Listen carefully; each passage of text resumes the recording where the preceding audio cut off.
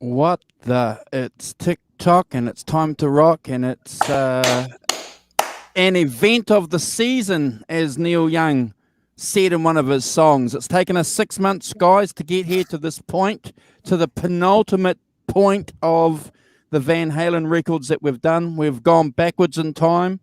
We've come to Van Halen 1. We're looking forward to giving our rankings on this. 6 months, guys. We can pat ourselves on the back. We've done a lot of work to get to this point, and I want to congratulate my co-hosts. Up on the top there with me, we've got Kurt S5150.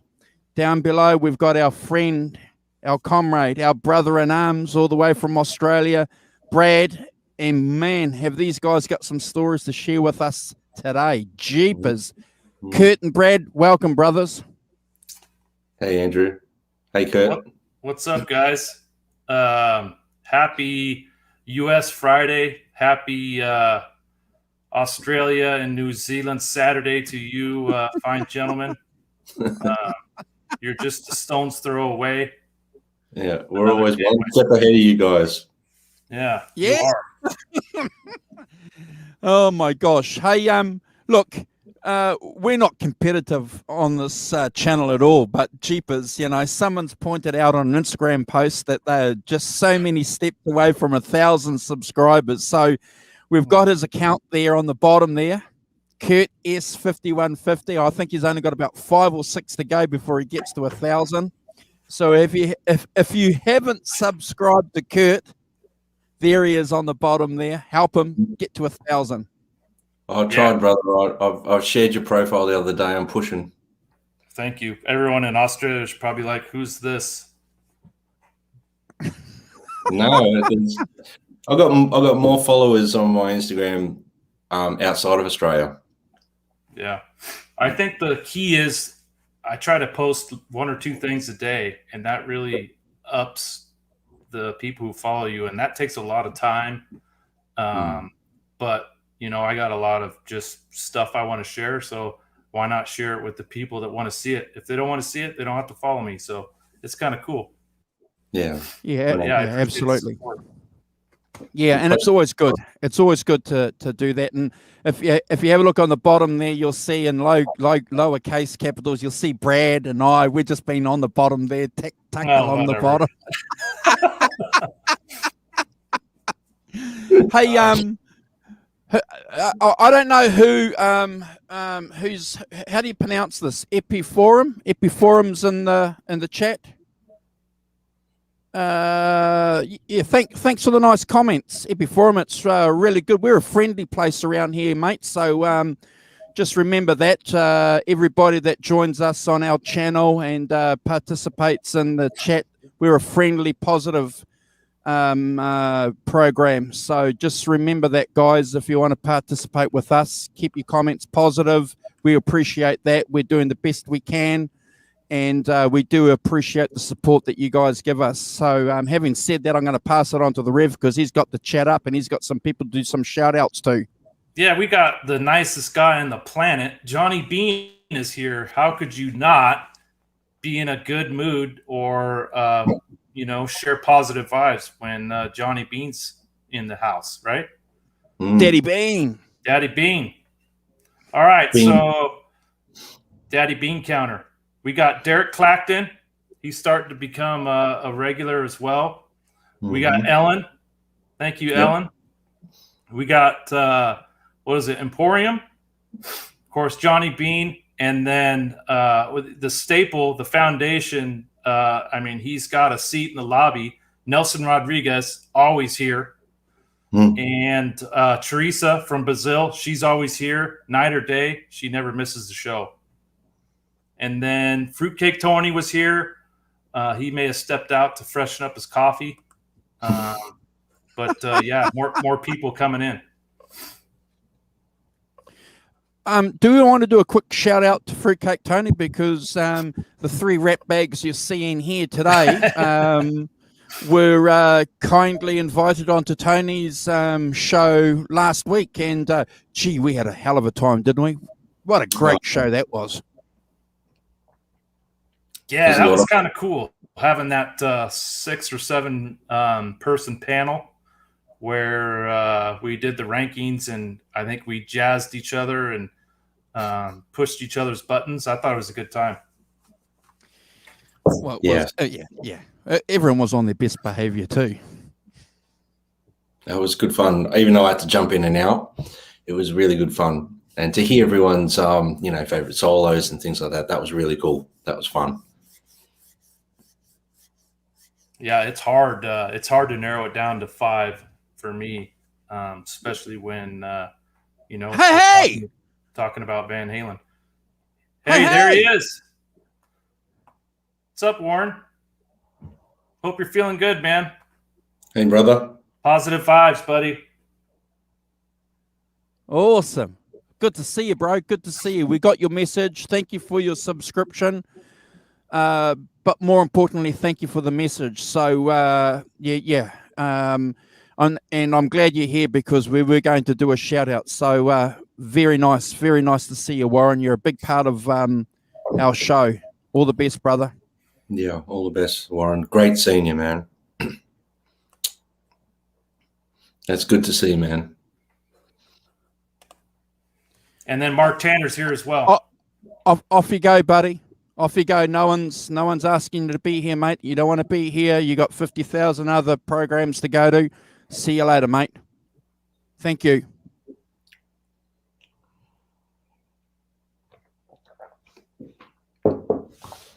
What's up, Brad? Yeah, well, I guess this is a good time to segue into some other stuff, like what you've been up to, Kurt. Oh, we can talk about that in a minute when Andrew gets back, actually. Yeah. No, he's back. I pressed the wrong button, mate. Sorry. We lost you. Yeah, so what have you been up to, Kurt? Oh, let's see. Other than work, I've been working on a guitar, which is cool. As you guys know, over the last 6 weeks, I've been bugging and updating everyone on this 1979 Bumblebee that I'm making. The body finally came on Monday, and I diligently went to work on getting this body prepped, and I'm hoping maybe Monday I can set the neck, set the bridge, and then start putting the hardware on. I actually brought it in the office here for the show to kind of show everyone. If you want to isolate me, Andrew, real quick. Yeah, hold on, bro. I'm just doing some work behind the scenes to block that. Hold on. I already blocked him. Oh, have you? Yeah. Good on you. Awesome. All right. So this is a Northern Ash San Dimas K&E body from K&E Guitars in California. Shout out to Nerd Halen. He's got a couple of these bodies. Actually, my 5150, which is over here, is a K&E body as well, but it's basswood. But this one's ash, and man, it's heavy. This is 6 pounds. I weighed it before I painted it. But I was telling Andrew in the green room, these Northern Ash bodies have a lot of wood grain on them, Brad. And I actually filled the whole face, the sides and the back with wood filler. Yep. Let it dry overnight and then sanded it so it got kind of a smooth finish. I did have a problem with the area up here on the smaller horn. See if I can get it in the light. See the grains right there? Wow. They're real deep, but as Andrew was saying, some people like having that natural wood finish on the grain. One cool thing about the Bumblebee is it's actually finished. Most of the bodies that Eddie painted, he just painted right over them with enamel and then plugged away on them. With this one, it was done at Charvel. Carl Sandoval built it for him, and they actually put a finish on it. So I have about 3 or 4 coats of lacquer on it, which you can kind of see how it's shiny. I'm actually going to wet sand it, get all the small imperfections and grooves out of it, and then I'll actually hit it with a buffing compound, and then I'll polish it so it'll look like the hood of a car when I'm done. So getting really excited about that, and of course a few other details. Hold on real quick. We'll show the bridge while I got you guys on here.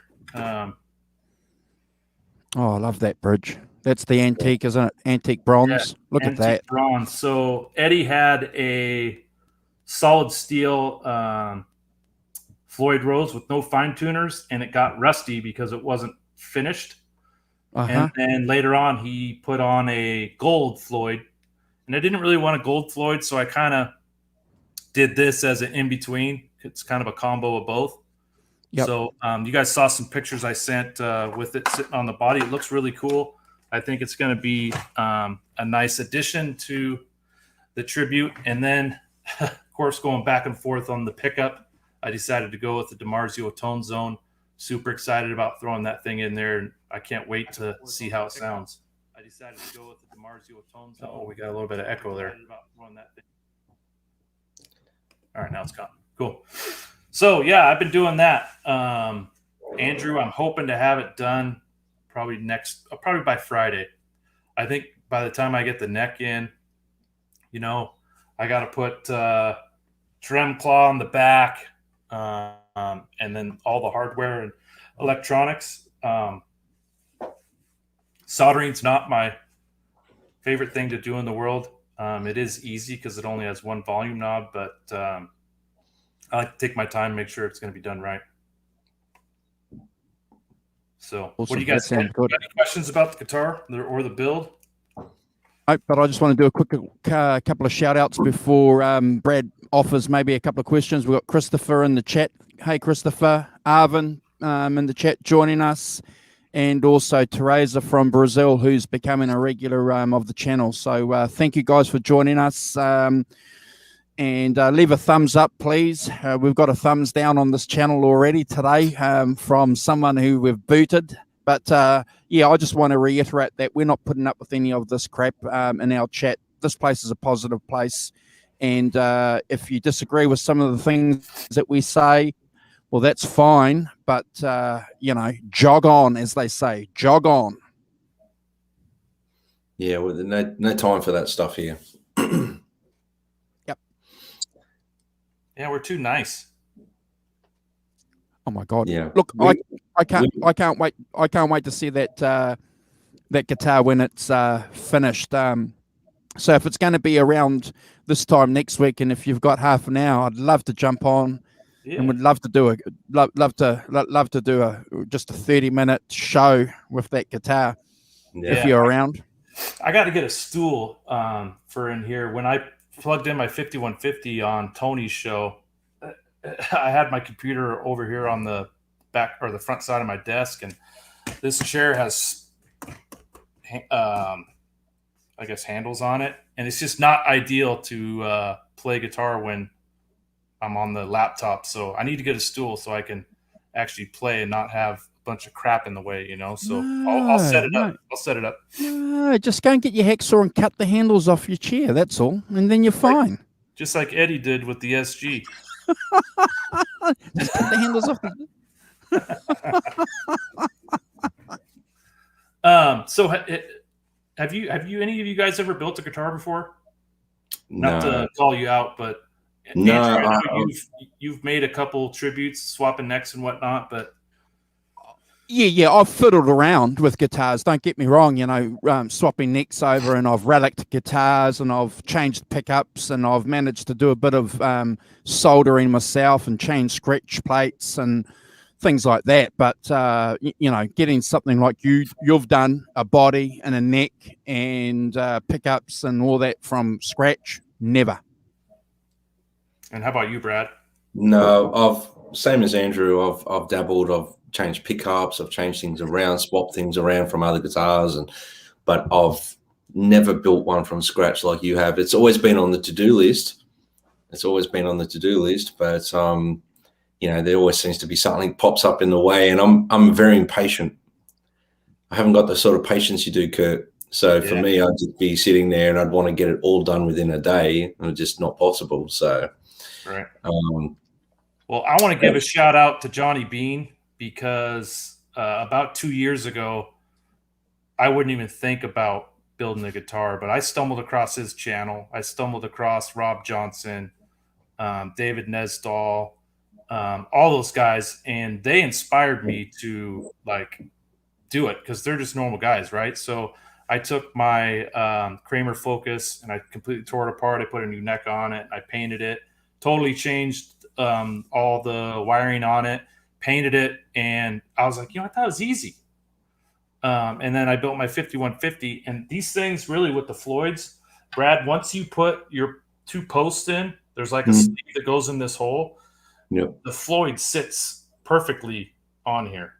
And the hardest part is setting the neck. And I was telling Andrew in the green room, I'm going to probably try to set the neck tomorrow.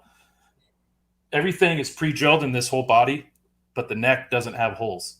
So I got to set the neck in here, and there's actually pilot holes back here. And I got to line up my neck, mark where I want to put my holes, and I got to nail that, because the most important part is the marrying of the neck and the body. If it's off one bit, you have terrible action. You're not going to get the tone that you want. The tuning stability is just not going to be the same. So the neck fits good in the pocket. You just got to make sure that you get it screwed in flush and good. But it's crazy. All the pieces fit right in perfect. Almost factory, which is crazy considering I bought the neck from a totally different company. But I mean, Eddie, I was just reading an article yesterday. He would just switch necks, every 2 or 3 months while he was on tour. He didn't really believe in refretting guitars. He thought it ruined the radius of the fingerboard, so he would just throw a new neck on versus keeping the same neck on and refretting, because he just didn't want to mess with it. But I guess if he can do it, I can do it. And if John can do it, I can do it. So far, you've done a great job, Kurt. So thank you. I'm sure you'll just get it right. I'm sure it'll all fall into place. Yeah, I hope so. Yeah, it's always been high on the agenda list for me to build one, but build a guitar, but it's like a super strat of some description, just to do it. And I'm sure I'd get the bug once I start doing it. But I've always just bought guitars, fix them, play them. That's just what I do. Yeah. Well, if I lived in Australia, or if you lived in America close to me, I would help you build one. Well, that's the other thing too. It's like knowledge. Finding people that have got the knowledge and bouncing stuff off each other, and like you have done. But for a first build, I'd want someone pretty much standing side by side, I think. Yeah. And Rob Johnson's been a huge help. That guy, he's very, very generous when it comes to lending a hand, whether it's advice or his opinion. He's not one of those guys that likes to keep his knowledge to himself. He likes to share it. And big shout out to Rob. He's just been very, very cool. Sometimes I text him every day. So it's cool to have people like that. That's awesome. Yeah. It's great. This Van Halen community has been really, really good, especially for you, Kurt, with your build and your networking and stuff like that. It's fantastic. Yeah, I'm lucky. Hey, Will. Yeah. Yep. Yes, Warren, I've still got your guitar, buddy.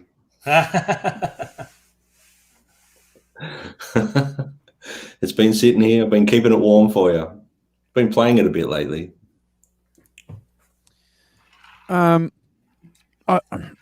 Look, I suppose we need to mention a couple of things before we move the show on. I suppose the big thing is Wolfgang Van Halen.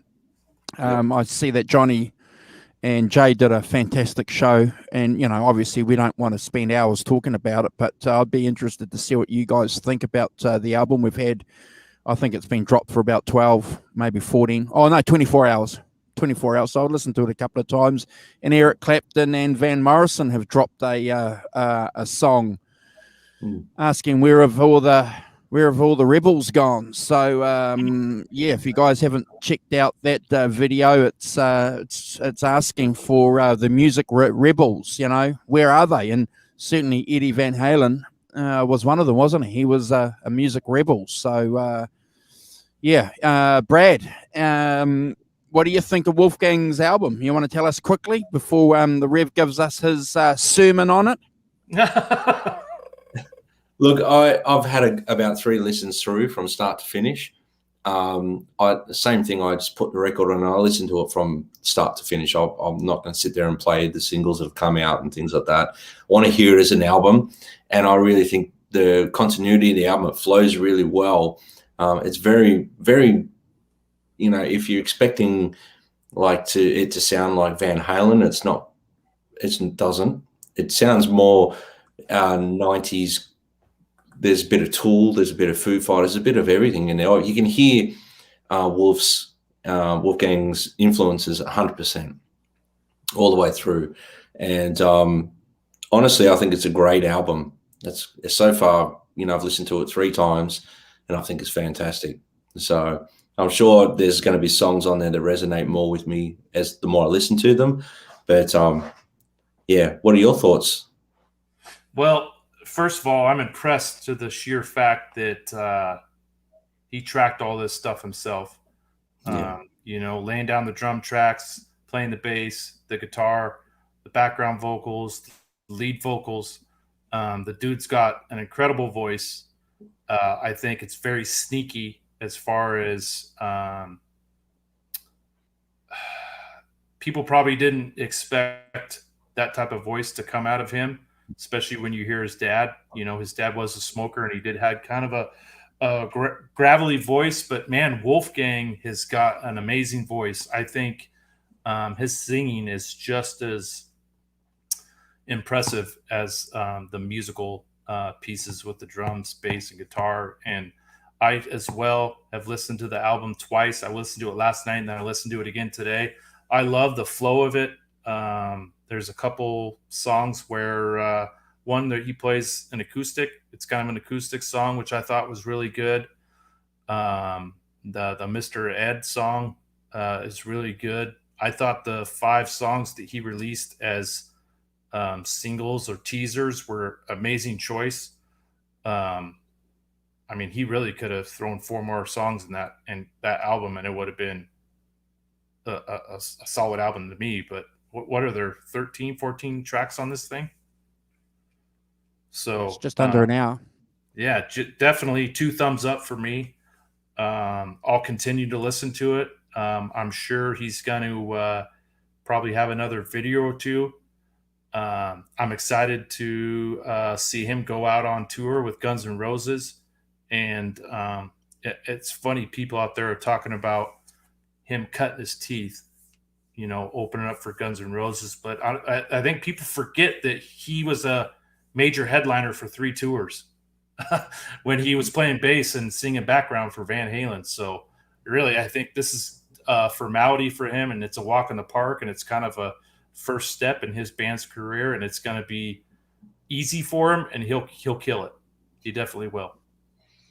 Yeah. Well, just quickly, I think it's a great first album. And, when I look back on the continuity of other albums that the 5150 show has done and the British Electric Blues show has done, guys, for example, let's talk about Eric Clapton. So Eric Clapton's first album and his vocals, great. But his vocals get better as each album gets on. So when I use that as a reference point with this album, thinking, jeepers, you've hit the nail on the head there, Brad. His vocals are fantastic.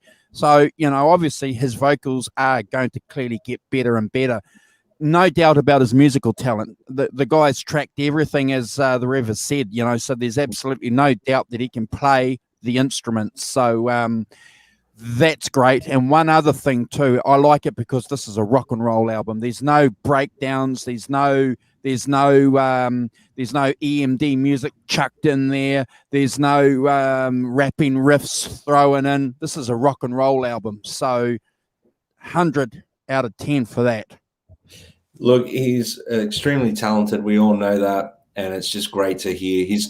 He's going down the path of becoming, or striving to be like an overall musician, not just the guitarist in a band like his father was obviously a songwriter, the guitarist of the band, but he's everything. He's the pack. He's the whole. He's recording everything. He's, like Kurt said, he's recorded all the instruments. Yeah, fantastic. And real quick before we move on, we got that new 5150 amp that could be coming out next year. I'm not sure if Johnny's still in here. The iconic amp, is that what it's called? That thing looks awesome. I noticed that Wolfgang's, I guess, guitar preference is the Gibson 335 or the Fender Starcaster.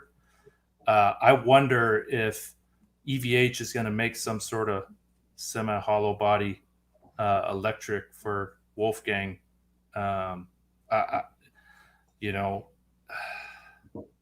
not sure what proprietary copyrights there are for that style of guitar, but he seems to like that bigger body, the semi-hollow body with the two humbuckers. I think it would be awesome if they came out with one for him, because he's representing the brand and he's going to be touring. There's not a lot of artists out there that are playing the EVH Wolfgang. So I don't know. We'll see. Pretty sure you'll see something pop up. Yeah. Yeah. He's I think he's always sort of leaned towards those larger style bodies just because of the tonality and stuff that he gets from them. I'm sure he'll, because I mean he's in control of the brand, isn't he? Yeah, him and Matt Bruck. So well, his dad liked playing the 335 too, but the band gave him a hard time. They said he looked like Roy Orbison or who's the other guy? Who's the Chuck hunter? Berry. No, the guy with the loincloth. With the what? With the loincloth. Stranglehold. Ted Nugent. Ted Nugent. They said he looked like Ted Nugent or Roy Orbison, so they said get something with a little bit more style, and that's when he switched over to the Fender. But he preferred the 335. Maybe that's where he's gone to that because his dad used to play it. Maybe, I don't know. We'll see. Yeah, get some dark sunglasses and get rid of the guitar, Dad. You might see something pop out in the future with a, very similar style body with a different headstock. Yeah.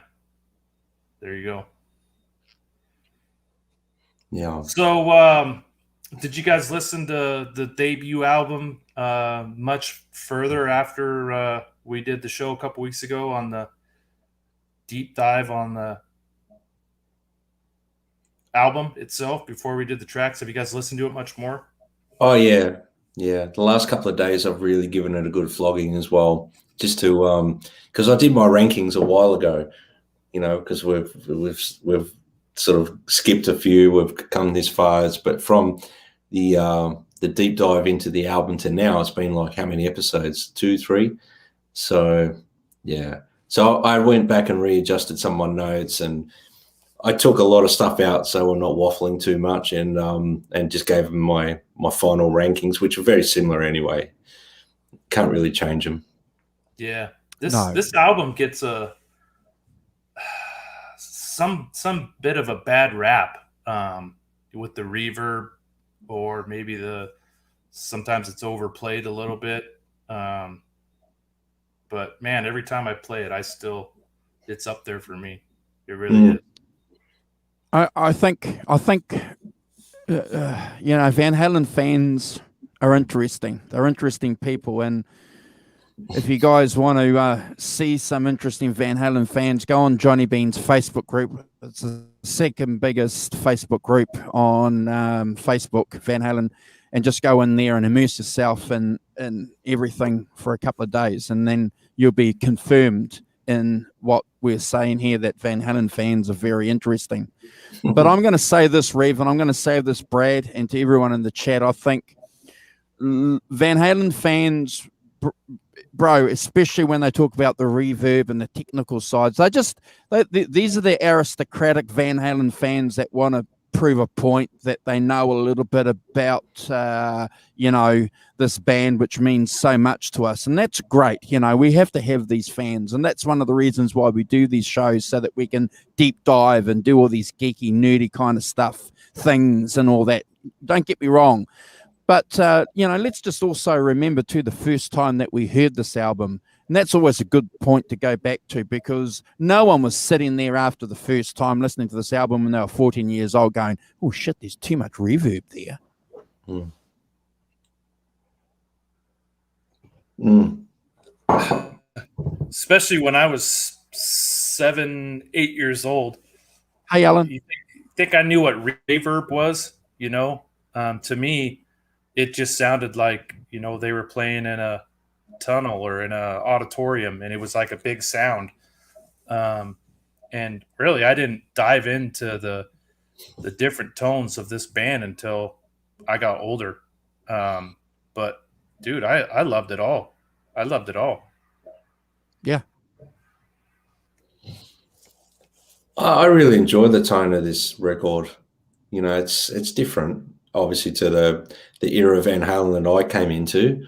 But it took me a while. The first time I actually listened to Van Halen 1, I think I said it on the last time we spoke about it. It took a bit of time for me to get my head around it, because obviously I came in from that 5150 era, 5150 and Carnal Knowledge record, and then I went backwards. So I was, hoping to hear that big, sound that was on, say, Carnal Knowledge, and it wasn't there. But I actually grew to love the tone on this record for what it is. At first though, I was like, what's going on here? It's, too much guitar. And I can imagine. And I could imagine that shock, because, I was lucky enough though, bro, to hear, the classic version of Van Halen before I heard the Sammy version of Van Halen. So yeah, I could imagine the shock. You're listening to 5150 and OU812, and then you go back and listen to these other albums. It's like, wow. Yeah. I could imagine that. But yeah. Look, when you're 13, 14, or in the Rev's case, 6 or 7, listening to this album, what's reverb?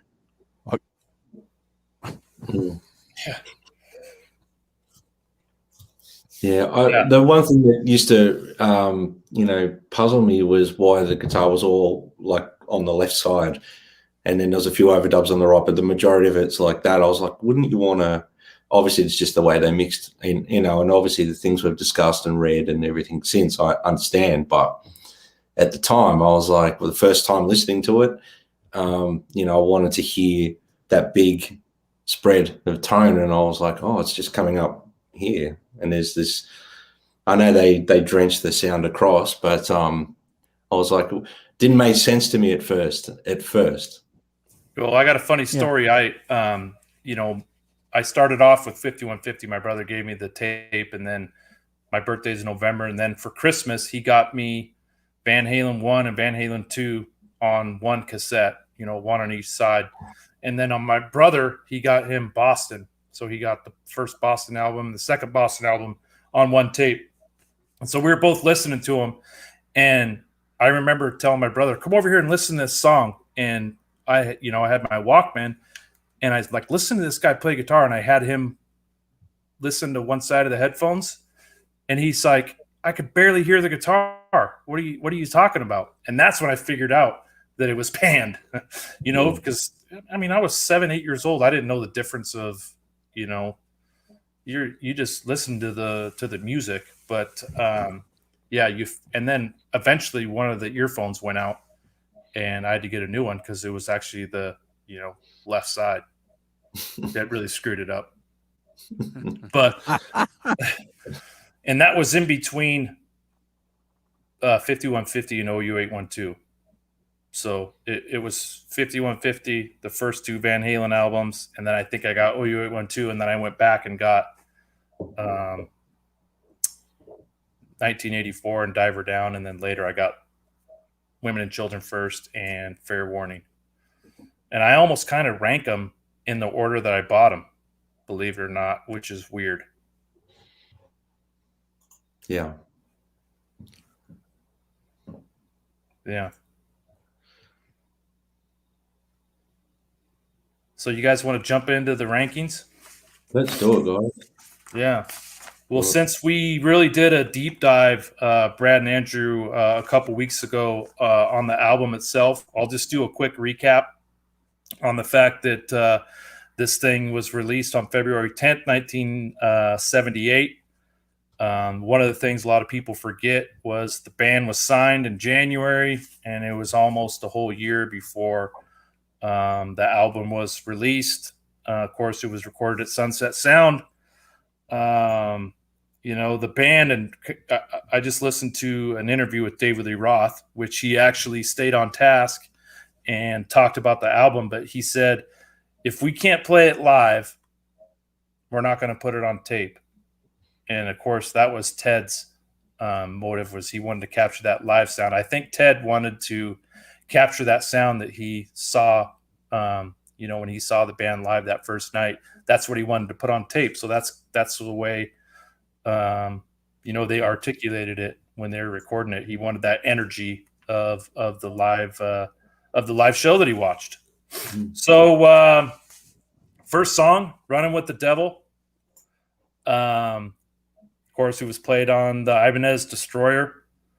One of the cool things most people know, but they took all four of the band members' car horns out, actually put them in a box and hooked them up to a couple car batteries. And then I think Eddie had it, or one of the guys had it on stage with a foot switch, and they would actually hit all four car batteries at the same time on the tail end of House of Pain.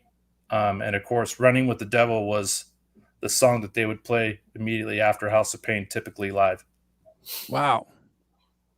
So it was Alex's Volvo, Alex's Opel, and then Eddie's Volvo, Michael's Volkswagen, and then David Lee Roth's Mercedes. Oh my gosh. Gotta have a Merc there, eh? It's probably Daddy's. It was probably Daddy's Merc. Yeah, Daddy's Merc. Mercedes Benz. And then when Ted heard that, I think when he heard it live, he wanted to capture the album, but they actually played it in reverse at the beginning of the song instead of forward at the end of the song, like it was in House of Pain. This song was inspired from the Ohio Players, the song "Running from the Devil." And most of you guys know that this song is talking about life on the road, and life as a rock star on the road. So for me, I give this song an 8 out of 10. The guitar riff is one of those classic Van Halen riffs. Very simple. It's one of those first ones that most of us, when I first started playing, this is one of the first songs I learned how to play. Amazing Van Halen harmonies. This song has a ton of reverb. It just seems like the reverb's just a little bit notch higher than some of the other songs on the album. Amazing solo. It's one of those hair-standing moments, Brad, when I hear that solo. You got to realize I was like 7 or 8 years old when I first heard this, and I didn't even really pay attention to the fact that they were saying devil in the song. I was more interested in the music itself. But yeah, 8 out of 10. Am I next, Andrew? Yes, right. Yeah. So running with the devil for me, I mean, I've always, associate running with the devil with this siren intro. Whenever I think of running with the devil, I hear that in my head immediately. That thumping bass, the string scrape behind the bridge. I think he does like a ring upward stroke or something behind the bridge. Maybe someone might be able to clarify that. The guitar sits heavy on the left side of the mix, obviously. The cool inversions that he's playing in there, this catchy melody on guitar. The David Lee Roth gives us a taste from the word go of all of his yeahs and ahs and all that karate stuff that I call karate. Judo. Vocal judo. Yeah. So he gives us a very predominant taste of all that and what's to come, basically, in this song. Look, it's during the verses, obviously, he rolls back the tone, roll his volume on the guitar. So sort of, if you're not a guitar player, when you roll back the volume, it just thins out the tone a little bit. It doesn't sound as full. And the chorus has some great BVs, the harmonies, while David Lee Ross doing his ooh-ahs and wahoos and all that stuff. I love the little guitar trill he does at 1 minute 27. Yeah. Just those little quirky things that he would do in the songs is fantastic. Great overdub guitar solo, which is obviously panned on the right side. Look, I have to give the song a 10 out of 10. It's like a great opening song.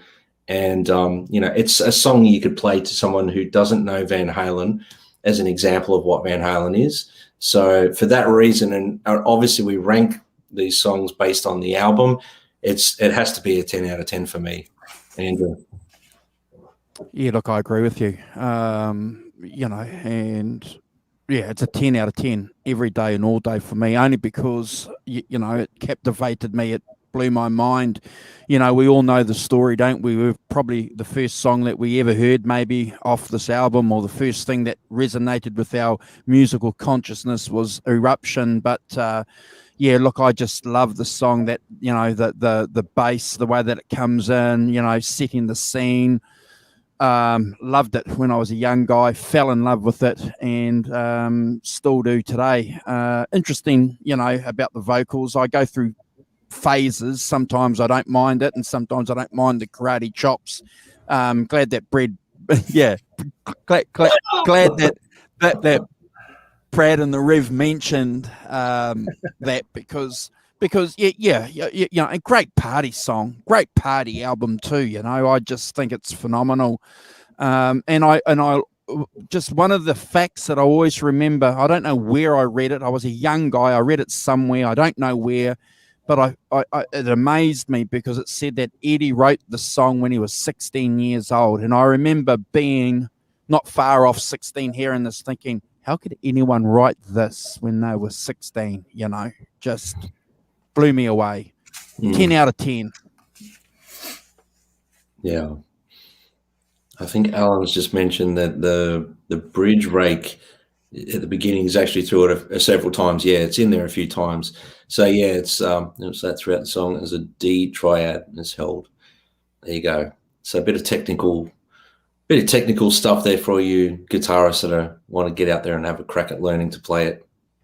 That was my first guitar trick I ever learned, because I didn't know how to play guitar when I was 10 years old. My brother would go off to work and I would go into his room and he showed me the trick. And so that would always be the one I would do, because that's the only thing I knew how to do. But I would do it up on the headstock. Oh yeah. Well, yeah. I think that the tonality behind the bridge is closer to Running with the Devil, because down sort of. But yeah. Yeah. So what's next? The big one. Well, the big one. Ugh. I mean, I really didn't put a bunch of notes down on this one, because I figured we could probably just chat about it, talk about what we like about it, what we know about it. Andrew, it's funny you talk about Eddie was 16. He was 16 when he wrote this song as well. And of course it evolved, throughout the years as he played live. But one of the things Ted talks about in his book is that Eddie does his best when he's not thinking about what he's supposed to be doing.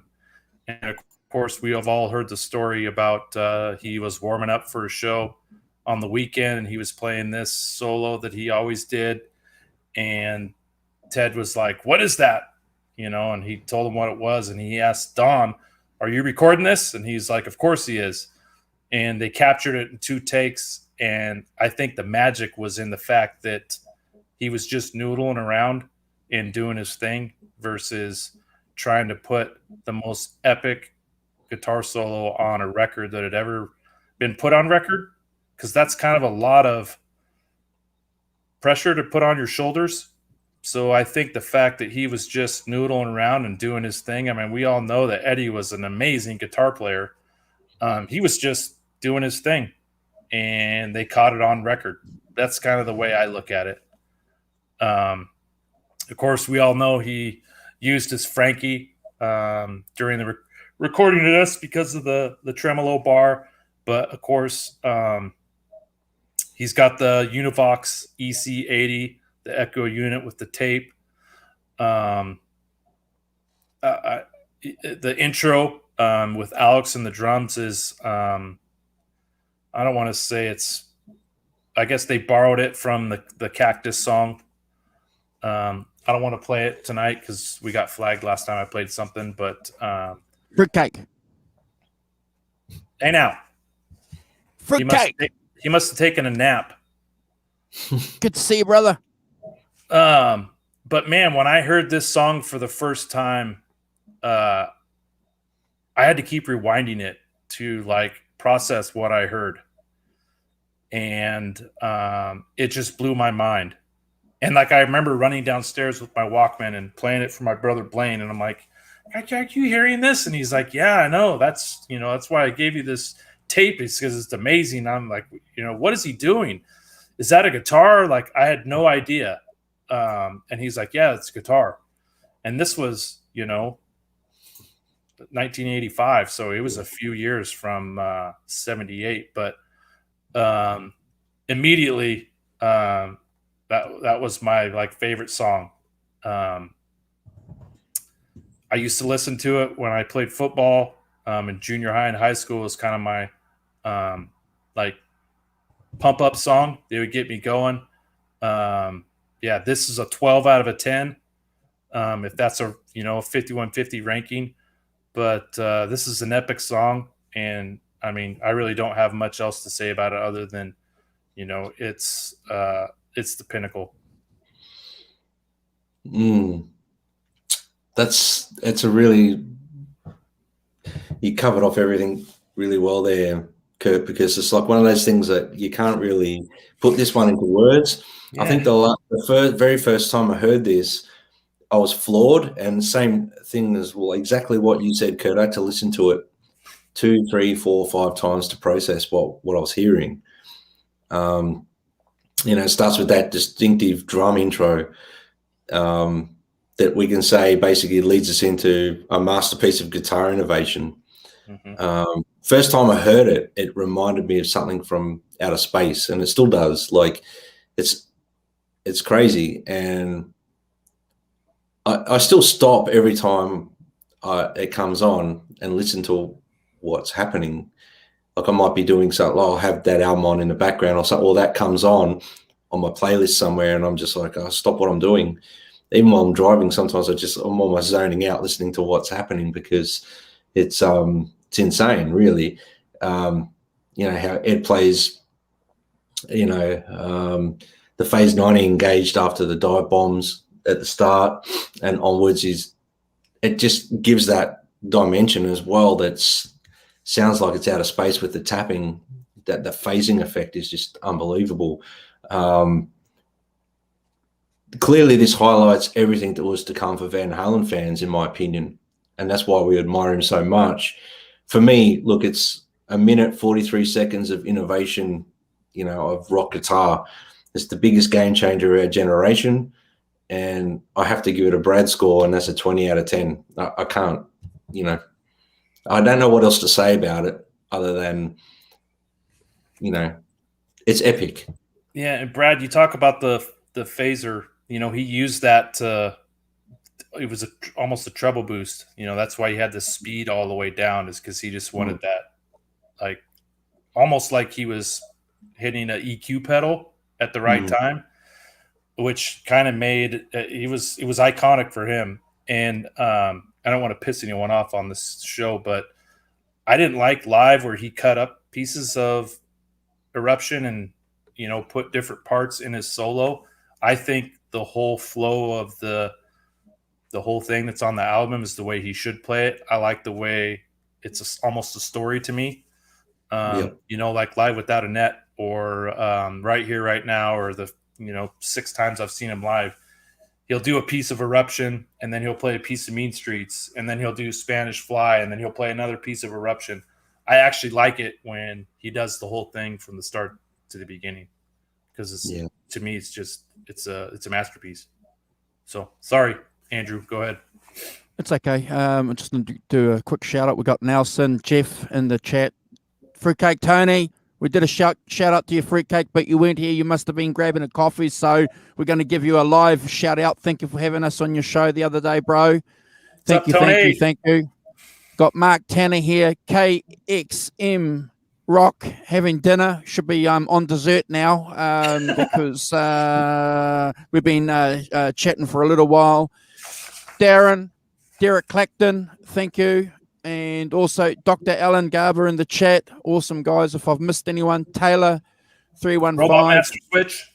Robot, the first recipient of our first ever channel competition.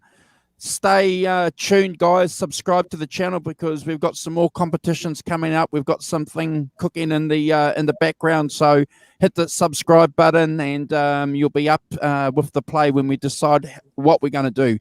But Robot will always be down in the history books on the 5150 show. For that, Robot makes a good point here. He says, "I can only imagine what it must have been like to be a guitar player back in 1978 when this album came out, and to hear, you know, those first 2 songs. Humbling or mind blowing? Like, which way would it go?" And well, did I do a shout out to all? Sorry, bro. Sorry, I got to make sure we do these shout outs. Otherwise, people get upset, man. We don't want anyone to get upset with us in the chat. Yeah. No, I agree with you. I agree with you, Rev. It's a fantastic question, and it's something I think we need to ponder and keep in the back of our mind. Fruitcake Tony's getting his Van Halen tattoo tomorrow. He wouldn't tell us, even though we were on his show. We tried to pull the Van Halen Brotherhood, and we even decided. We said, "Well, what if we just strike the show and I know what he's ditch getting. you?" And, you know what he's getting? Okay. So he. Oh, okay. Oh. You bastard. Hold that. Okay. Is that close, Fruitcake? Yeah. I was going to have a go at you because if he told you and didn't tell us, because I threatened to go, man. But he said, "No, I'm not telling you. You guys have to wait." He's getting the Cannonball Man. Oh, no. Oh, look. I can't add any more to what my co-hosts have said about the song, other than offer what I felt when I first heard the song. I didn't have the opportunity to hear the song 5 times in a row like they did. I heard it once, and it was on the school backfield on a tape deck, and I had to go, I think, about 3 or 4 days before I could finally get into town to buy the cassette tape.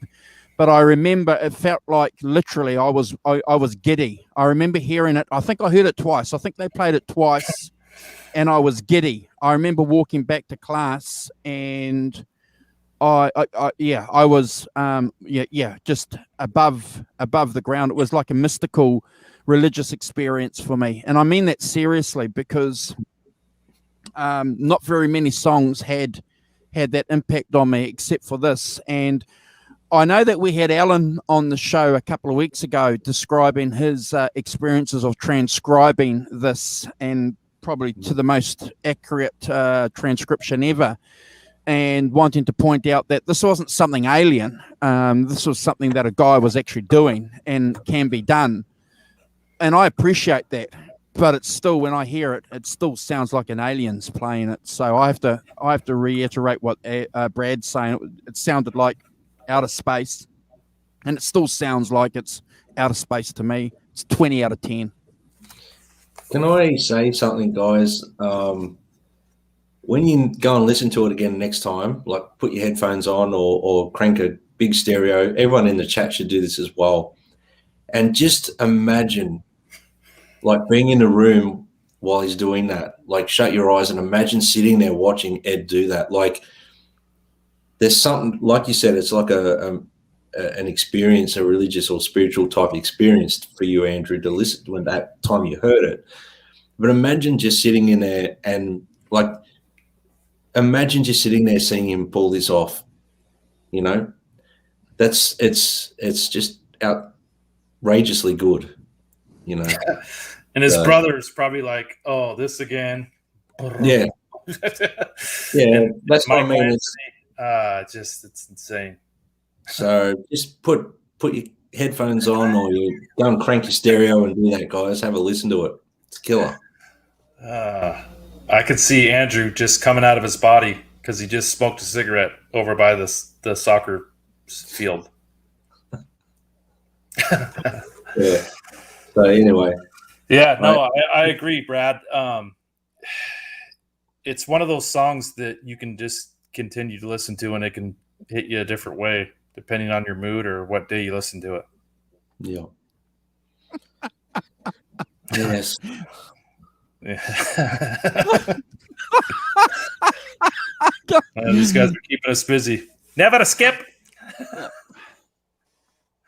Hey, Jay. So should we move on to You Really Got Me? Mm-hmm. So my dad, he loves the Kinks.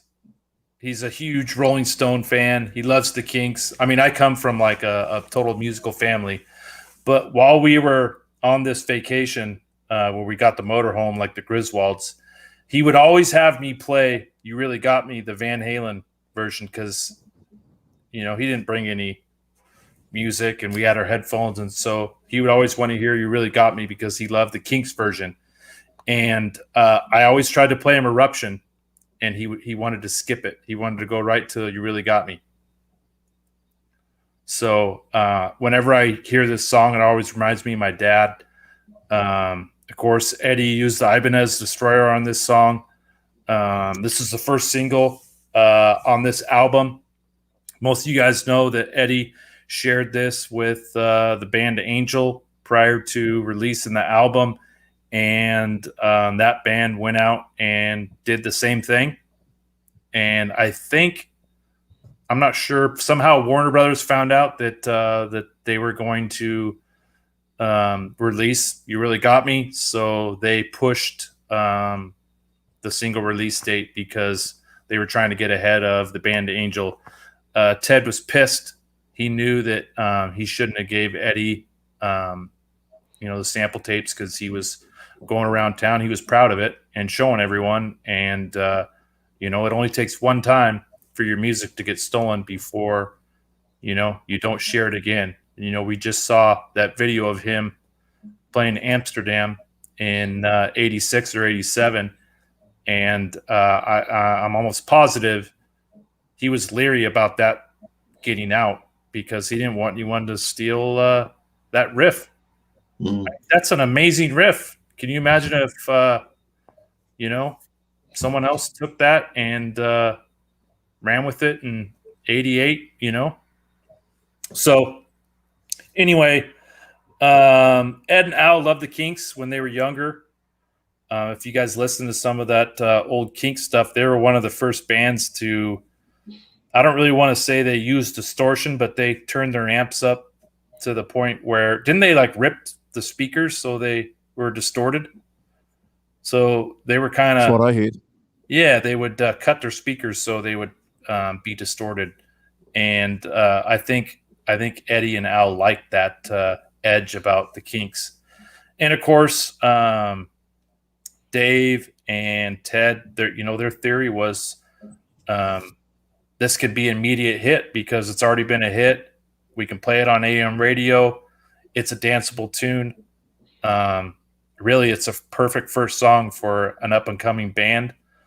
And a lot of bands since have done a cover tune as their breakout song. So once again, Van Halen sets the bar as to what to do in the industry. Let's see. This is the first time that the world really heard Eddie's version of tapping into harmonics in this song, and people were blown away, before the album came out. So kind of the turn of the tides. I give this a 9 out of 10. You really got me. Well, for me, you really got me. It comes in with a really tough sound. You're following on from Eruption. I mean, on an album flow, how do you come on after Eruption? Like, what do you put as the next song after Eruption? Eruption's like the second song on the album. So what do we put next? We put this song because it's a fairly party swaggery type version of a Kinks song, which is popular, like you said. But for me, you can clearly hear like the chamber in that reverby sound in the intro where echo chamber. You can really hear it. It's quite clear. Obviously, there's some cheeky guitar playing throughout the verses with squeezing notes, like with these pinch harmonics and very Billy Gibbons sort of style, but obviously the way Ed would do it. But the solo is on the rails for me. It's like that Jimmy Page thing where he's always on the rails, but he's never going to come off. He sounds like he's got a train ready to come off the tracks, but he's not. And that's what I always in this solo. He's keeping it on the edge. Obviously, the phase pedals engaged again. The bass during the solo is thumping along. Alex is just phenomenal in this song. I love his playing on it. The orgasmic ad lib from David Lee Roth is fairly quirky. The harmonies in the song are fantastic. Look, I'm not in the continuity of the record. I have to give it a 10 out of 10. It's it's not one that I would always listen to, but it's sensational what they've done to this cover. They actually made this song, in my opinion, better than the original. Yeah. And it's got everything in it, jam packed of like that whole party vibe for me, which is what early Van Halen was. So I have to give it a 10 out of 10. Andrew. Yeah, look, it's one of those interesting songs, isn't it? Because we've played Eruption so many times that when you play Eruption, you're just waiting for the next song. And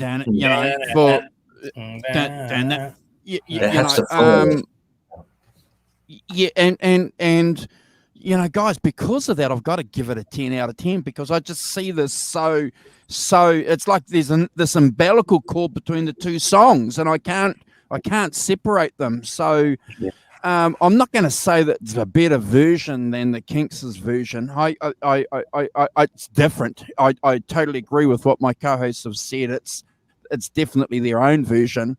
I love it though. I love it, and it's still played on classic rock here in New Zealand today. I'll hear it at least 3 or 4 times a week. They play it. So, a classic party song, never a skip. Everybody loves it. It's always a 10 out of 10 for me. I can't separate Eruption from this song, guys. So, yeah. I feel the same way, Andrew. It's like you got to have, you really got me straight after Eruption. It's like the leading to You Really Got Me. So, which they did a lot, Yeah. A lot of their albums, with Little Guitars in 1984, and I mean, that was kind of their thing, which I think is pretty cool. Yeah. All right, just reading some things in the chat here. Yeah, the Nissan commercial. I think that was during a Super Bowl. I think, was it Barbie and a Corvette? Right? Something like that. Ain't Talking About Love is next, right? Yep. Man, just the beginning of this song is epic to me. That Frankie with the flanger. You know, they started this song actually has overdubs in it. Eddie actually called this the lamest song in the world that he's ever written. It took him 6 months to present this song to the band because he was embarrassed by it. It was kind of his spin on punk music. I guess that and Lost Control was another song that he did with the spin off of punk music. But I think it's an instant classic. When I first heard this and I first started playing guitar, Ain't Talking About Love was the one song that I wanted to learn how to play. So to me, it's a 10 out of 10. The main riff, it's right there with Sweet Child of Mine, Enter Sandman, Smoke on the Water, Iron Man. I mean, all those classic guitar riffs. I think Ain't Talking About Love's right up there with them. Of course, Alien-like solos. You know, he was treading water that people had never tread before. And, you know, it started off with Eruption, and he just kept raising the bar as the songs were progressing through the album. So to me, it got better and better and better. So 10 out of 10 for me. What's up, Cobra Kai? Hey, Cobra Kai. Hey, everyone in the chat still. Ain't Talking About Love. Well, I think we've spoken about this in other, you know, albums where we've discussed how Ed would always use these arpeggiated chord sort of things in his songs. And this is where, you know, all stems back to. This is the first one we heard him doing this arpeggiated type riff, like the arpeggiating the chord as part of the riff, and the palm muting of the chord. So we hear him doing that. It's like a trademark for Ed, in my opinion. He did it a lot. And, you know, he continued that approach with future songs, as we've discussed. We hear the flange pedal activated on and off during that arpeggiation, and it sounds fantastic. It just gives some dimension. It's like something so simple like stomping a flange pedal on and off in parts of a riff, but it just widens out the tone. It's phenomenal. Great vocal melody. The BVs are a killer, like such amazing backing vocals. And, you know, you talk about these guys were fairly young, and for them to do what they did at this point in their career is just fantastic. I love the breakdown section. It's got iconic solo in it. You know, I love the outro and the way the song ends with the bombs. You know, look, it's a song that, you know, an intermediate guitarist can learn, or an expert or even a beginner can have a crack at trying to learn this song. Out of all the Van Halen ones, it's probably one of the ones that most guitarists tend to lend to when they first start learning guitar, because it's so catchy. It's got a little bit of I'm not saying that it's easy to play, guys. I'm just saying it's probably one that can resonate with guitarists at beginner level to intermediate to advanced. And I've heard a lot of people cover it, play it, but no one really played it like Eddie to me. So I have to give the song a 10 out of 10. It's definitely one of the songs that resonated with me in the early days of me hearing his album the most. Andrew. Awesome. You guys have just covered it pretty well. Other than it's bordering on a masterpiece. I love the song too. Clearly, you know, that arpeggio A minor chord. You know, it's as my two co-hosts have said, it's a good picking practice. You know, it's good for that timing. I like the fact that Brad mentioned the fact that you can hear the effect spikes being stomped on, and I liked being able to identify that with my friends that, this is when, and then this is something happening, you know. So some young cats working that out's pretty good, and then finding out that's exactly what he's done. I love the song even more because Sammy sung it too when he jumped in and took over the vocals, and the audience gets into the hey. Well, that was so it's got that chant, that everybody needs. Radio Gaga, it's it's got something there, that everyone can get behind. It's an anthem. Look, I'm going to agree with Brad and Kurt here. It's a 10 out of 10. Never a skip. Listen to all the versions, and you'll never be disappointed. Now, back then in 77, 78, were people using the flanger like that, stomping on it, turning it on, turning it off, Yeah, I didn't think so. Yeah. From what I've picked up, bro, and and how dare I ever contradict or ascend any kind of intellectual knowledge above the rev, but no, this was groundbreaking from what I've been exposed to. Yeah. My first pedal was a Dana Electro flanger. Just because, it goes back to Ain't Talking About Love. Yeah, I wish I still had that thing. Yeah, you see, that's you gotta. I think the Revs hit the nail on the head there. If you're playing that intro, you gotta have that effect. Yeah, definitely. Yeah, and Barracuda KXM Rock talks about, but she has it on the whole time through the whole riff. And I've got rid of. It's still going, Over the last 2 years, I've gotten rid of probably about 10 pedals, but I've kept my flanger, baby. There you go. I kept the flanger. If that flanger can talk, nothing wrong with a good flanger. Cool. All right. Well, like I said, for me, the album gets better. I'm the One. Shout out to Steve Anderson. This was like one of his all-time favorite songs, right? If he were to play a song for a relative to show them what Van Halen was, he would play him I'm the One, right? Isn't that how it went? I think so, yeah. Because there's no innuendo there. There's no references. Right.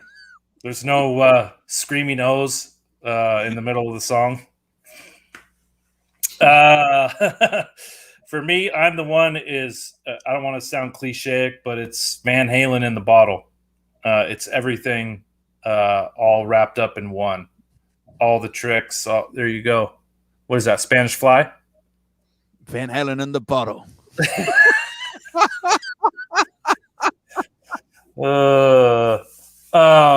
Let's see my notes here. He's highlighting pick harmonics, tapping, hammer-ons, pull-offs, tremolo bar, trill, a whole lot, pick scrapes, slides. He does it all, and the song progresses with the beat, and it keeps you hooked the whole time. I guess prior to recording the album, the song was called Show Your Love, but they had 3 other songs on the album already with the word love in it, so they changed it to I'm the One because their thought was we have too many songs with the word love in it. Let's see. I remember when the Four Non Blondes did this song for the Airheads soundtrack, and I was probably early high school, and everyone was into grunge, and I'm like, oh, hey, that's a Van Halen song, and like no one knew what the hell I'm the One was. So like I was a complete nerd because there was only a handful of people that liked Van Halen when I was growing up. But this one is a 10 out of 10 for me. The solos in this song are phenomenal. Not to steal Brad's words, but they're alien-like again. Eddie's just he's showing off in this song. I guess would be the best way I could put it.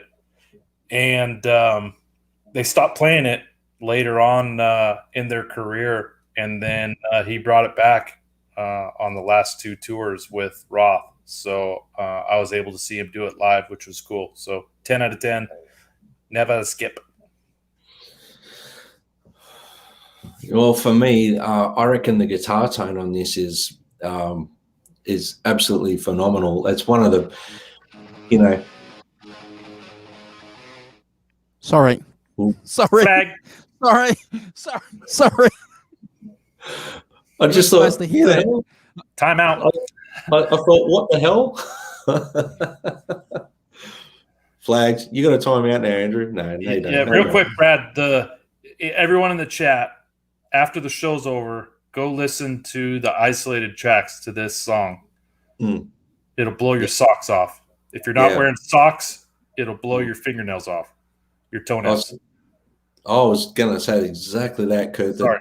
No. This isolated track, you really hear, and I'm glad you brought it up, because you really hear that swing that he puts in the riff. It's not just playing. The way he plays it is this swing to it, the riff, the main riff I'm talking about. I love how he squeals the notes just before the song kicks in. The feel on the drums is awesome. I'm basically hearing some ZZ Top vibes throughout this song. Chorus is catchy, and the BVs are really cool. The solo is outstanding. I love the way the solo starts. It's just killer.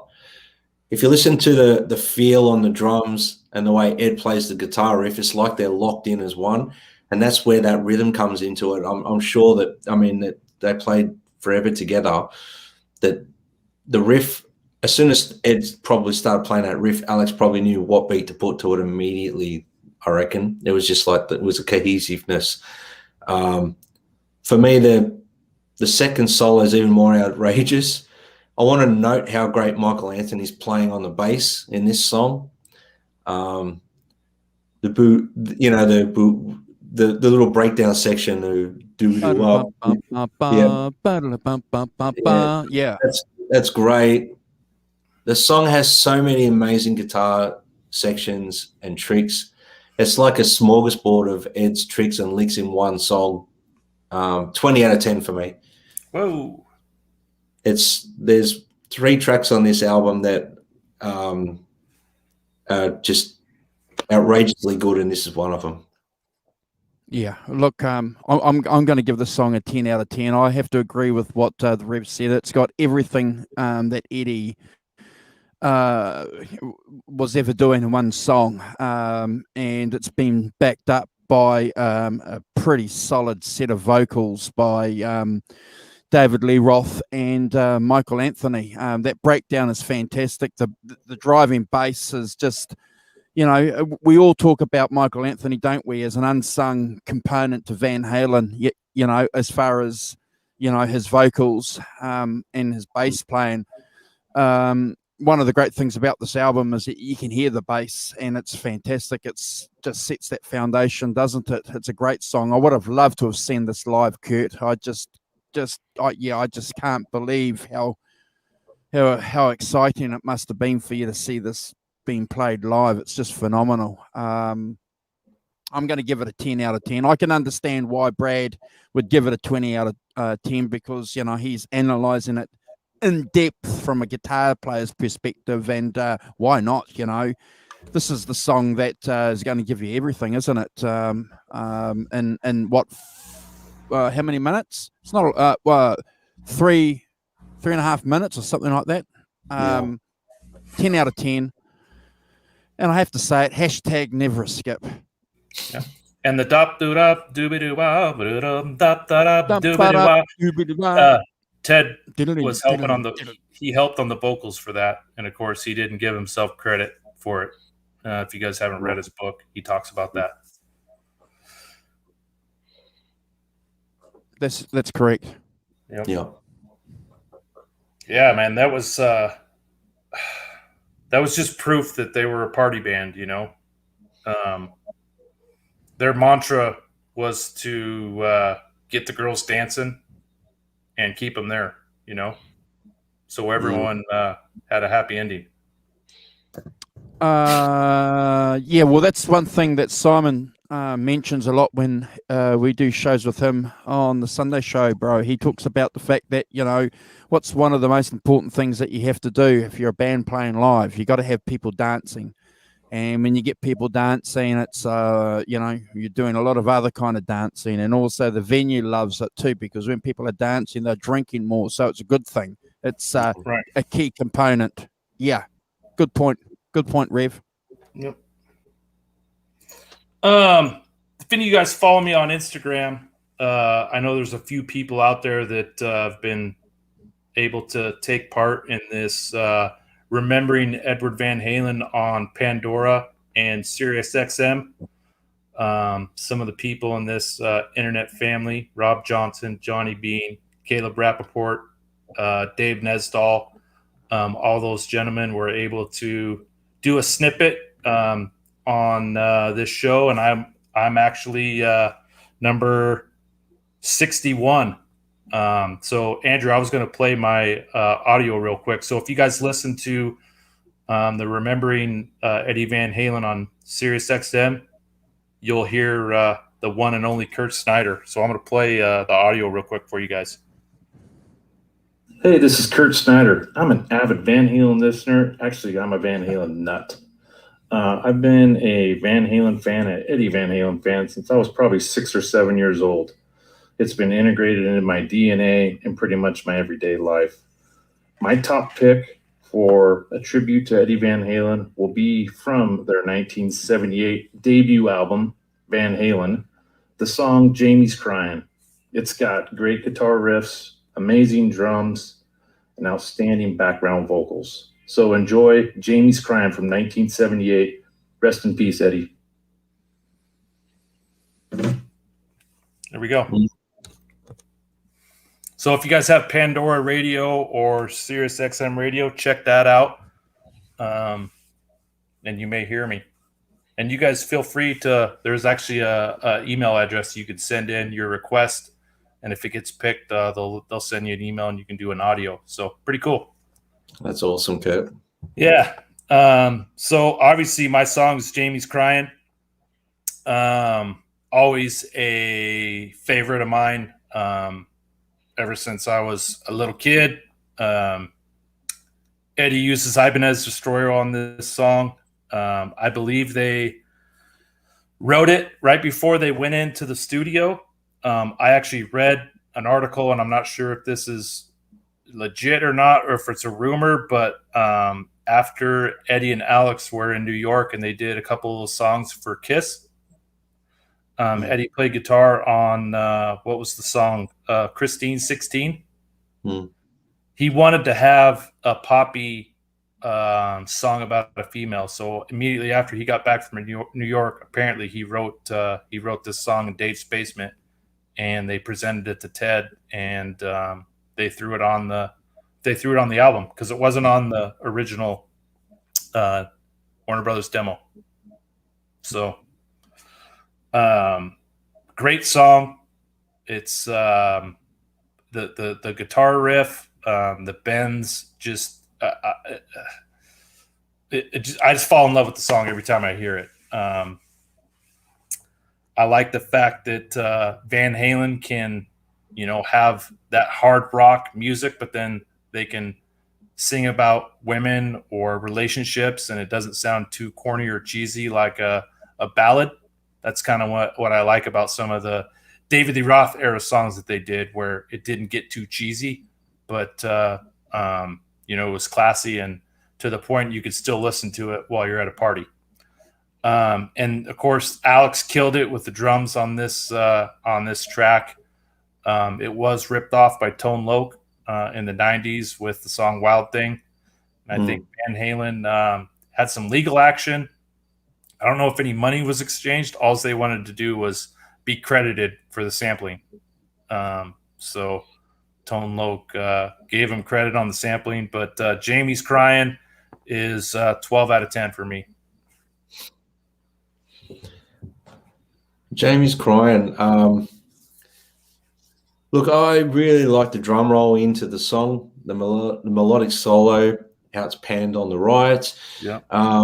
The feel and the swagger is it's relentless. It's catchy. The verses are catchy. The BVs are catchy. The guitar interlude is cool. It's not really a flashy type solo, but it's perfectly fitting for the song. Overall, it's a catchy song. I really enjoy the unison bends that Ed uses in this song on the guitar, and I had to give it a 10 out of 10 just because, it's a catchy song, and it means even more now that I've heard Kurt talk about it and his passion for it. So I'm glad I gave it a 10 out of 10. But it's one of those songs that you put on for someone and you can't not enjoy the melody of it. It's catchy. Andrew. See you, Teresa. Thank you for hanging out with us. It's always a pleasure. Thank you. Be safe in Brazil. Oh, bro, look, I love this song. I just love some of the pop songs that Van Halen do. And there's another song on here that's just got pop all over it. And I just loved it when I first heard it. Jamie's crying. I just love it. And then Kurt's reference when Tone Loc came on and took it, a funky Cole Medina. I'm thinking, and I remember being upset going, you've just committed heresy. Yeah. How could they let this happen? But it's all part of rock and roll history. Look, I love, and I've said this before on a couple of other shows with you guys, on Van Halen 2, Dance the Night Away. I love that pop sort of, yeah, and I mean it respectfully, part of Van Halen. I think they can do it so well, and it just balanced out everything else that Van Halen was as a band. I'm going to give this a 10 out of 10. It's never a skip. And yeah, I'm glad it made it to some serious social media's rankings. So, that's I don't know about serious. Just lone boy up here in the Northwest. But I've put the link in the chat, guys, if you want to go and check that out somewhere in the chat. There's the link that the Rev was talking about. So go and check that out. But look, I love this part of Van Halen. They do it so well. Would have just loved to have, mate, it's never a skip. One of the things too, I forgot to, and we're not going to go back on all the songs, but one of the things I really appreciate about this album, and you guys probably will agree with me, but every song had some crazy dynamic ending. It was almost like it was their last song on stage, and they tried to capture that on the album.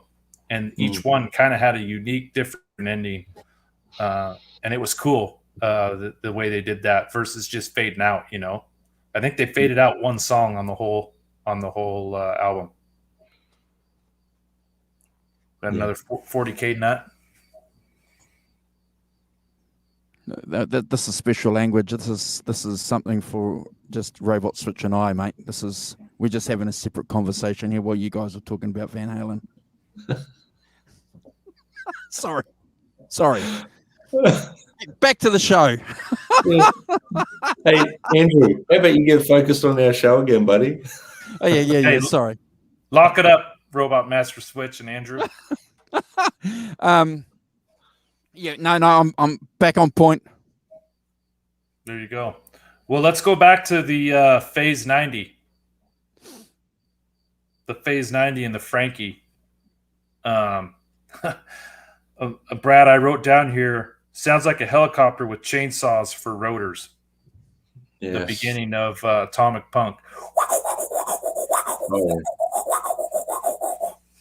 Oh. I remember hearing that, and I thought it was, Run DMC on the turntable.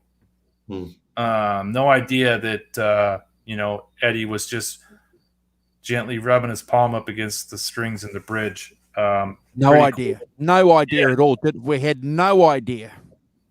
Yeah. And then another trick he was doing is he had it hooked up to his echo, the pedal. And so he was hitting it, and then he would stomp the pedal real quick and hit the echo and then turn it back off. So if you listen to it in headphones, you can hear 2 or 3 scratches, and then it pans. Yeah. So really cool. Another one of those things that he did, kind of like the drill for pound cake, or I mean, he always did all these little tricks that he would throw in there that always kept people on their toes. So this song was actually done in one take, the whole song from start to beginning. He used the flanger and the phase 90. The palm muting was amazing. Another great solo, and I don't know, this song's about punk music, right? Yeah. It was kind of crazy. They were on their way out of punk, going into a whole nother realm of music. Disco and punk were kind of on their way out, and there was a couple songs on this album where they were either making fun of punk or they were doing a tribute to punk. But yeah, I give this one a 9 out of 10. Great song. Man, I've always loved this song, and the intro is so good. It's just like you crank it. It comes on in the car, and I just have it so loud that the speakers are almost popping. It's just so good. I love this. The guitar sounds so good. The verses are tough. The choruses are really hooky. But in my opinion, like, the guitar itself is the hook in this song. The solo is fantastic. Alex and Michael are just holding it down in this song. It's just like they're like one together. They're so tight. Sounds amazing at the end of the solo where it stops and he kicks on the phase again. It's just, man, it's a big rock ending as well. The more I listened to this song, the more I fell in love with it the last few weeks of listening to this record. And this week again, I kept gravitating to like 2 or 3 songs on this record that I wanted to hear again, even though I've heard them like a million times in the last few weeks. So I had to give this a 10 out of 10. It's a cracker of a song. And for anyone that really wants to go and listen to what Kurt was talking about with the scratching on the strings with the hand and that, like, go and have another listen, and the way he's doing it and the execution of it, it's just phenomenal. Pretty cool. Good night, Jay. Good night, Jay. See you later, bro. Never a skip, Jay. Never a skip. Never a skip on this record, that's for sure.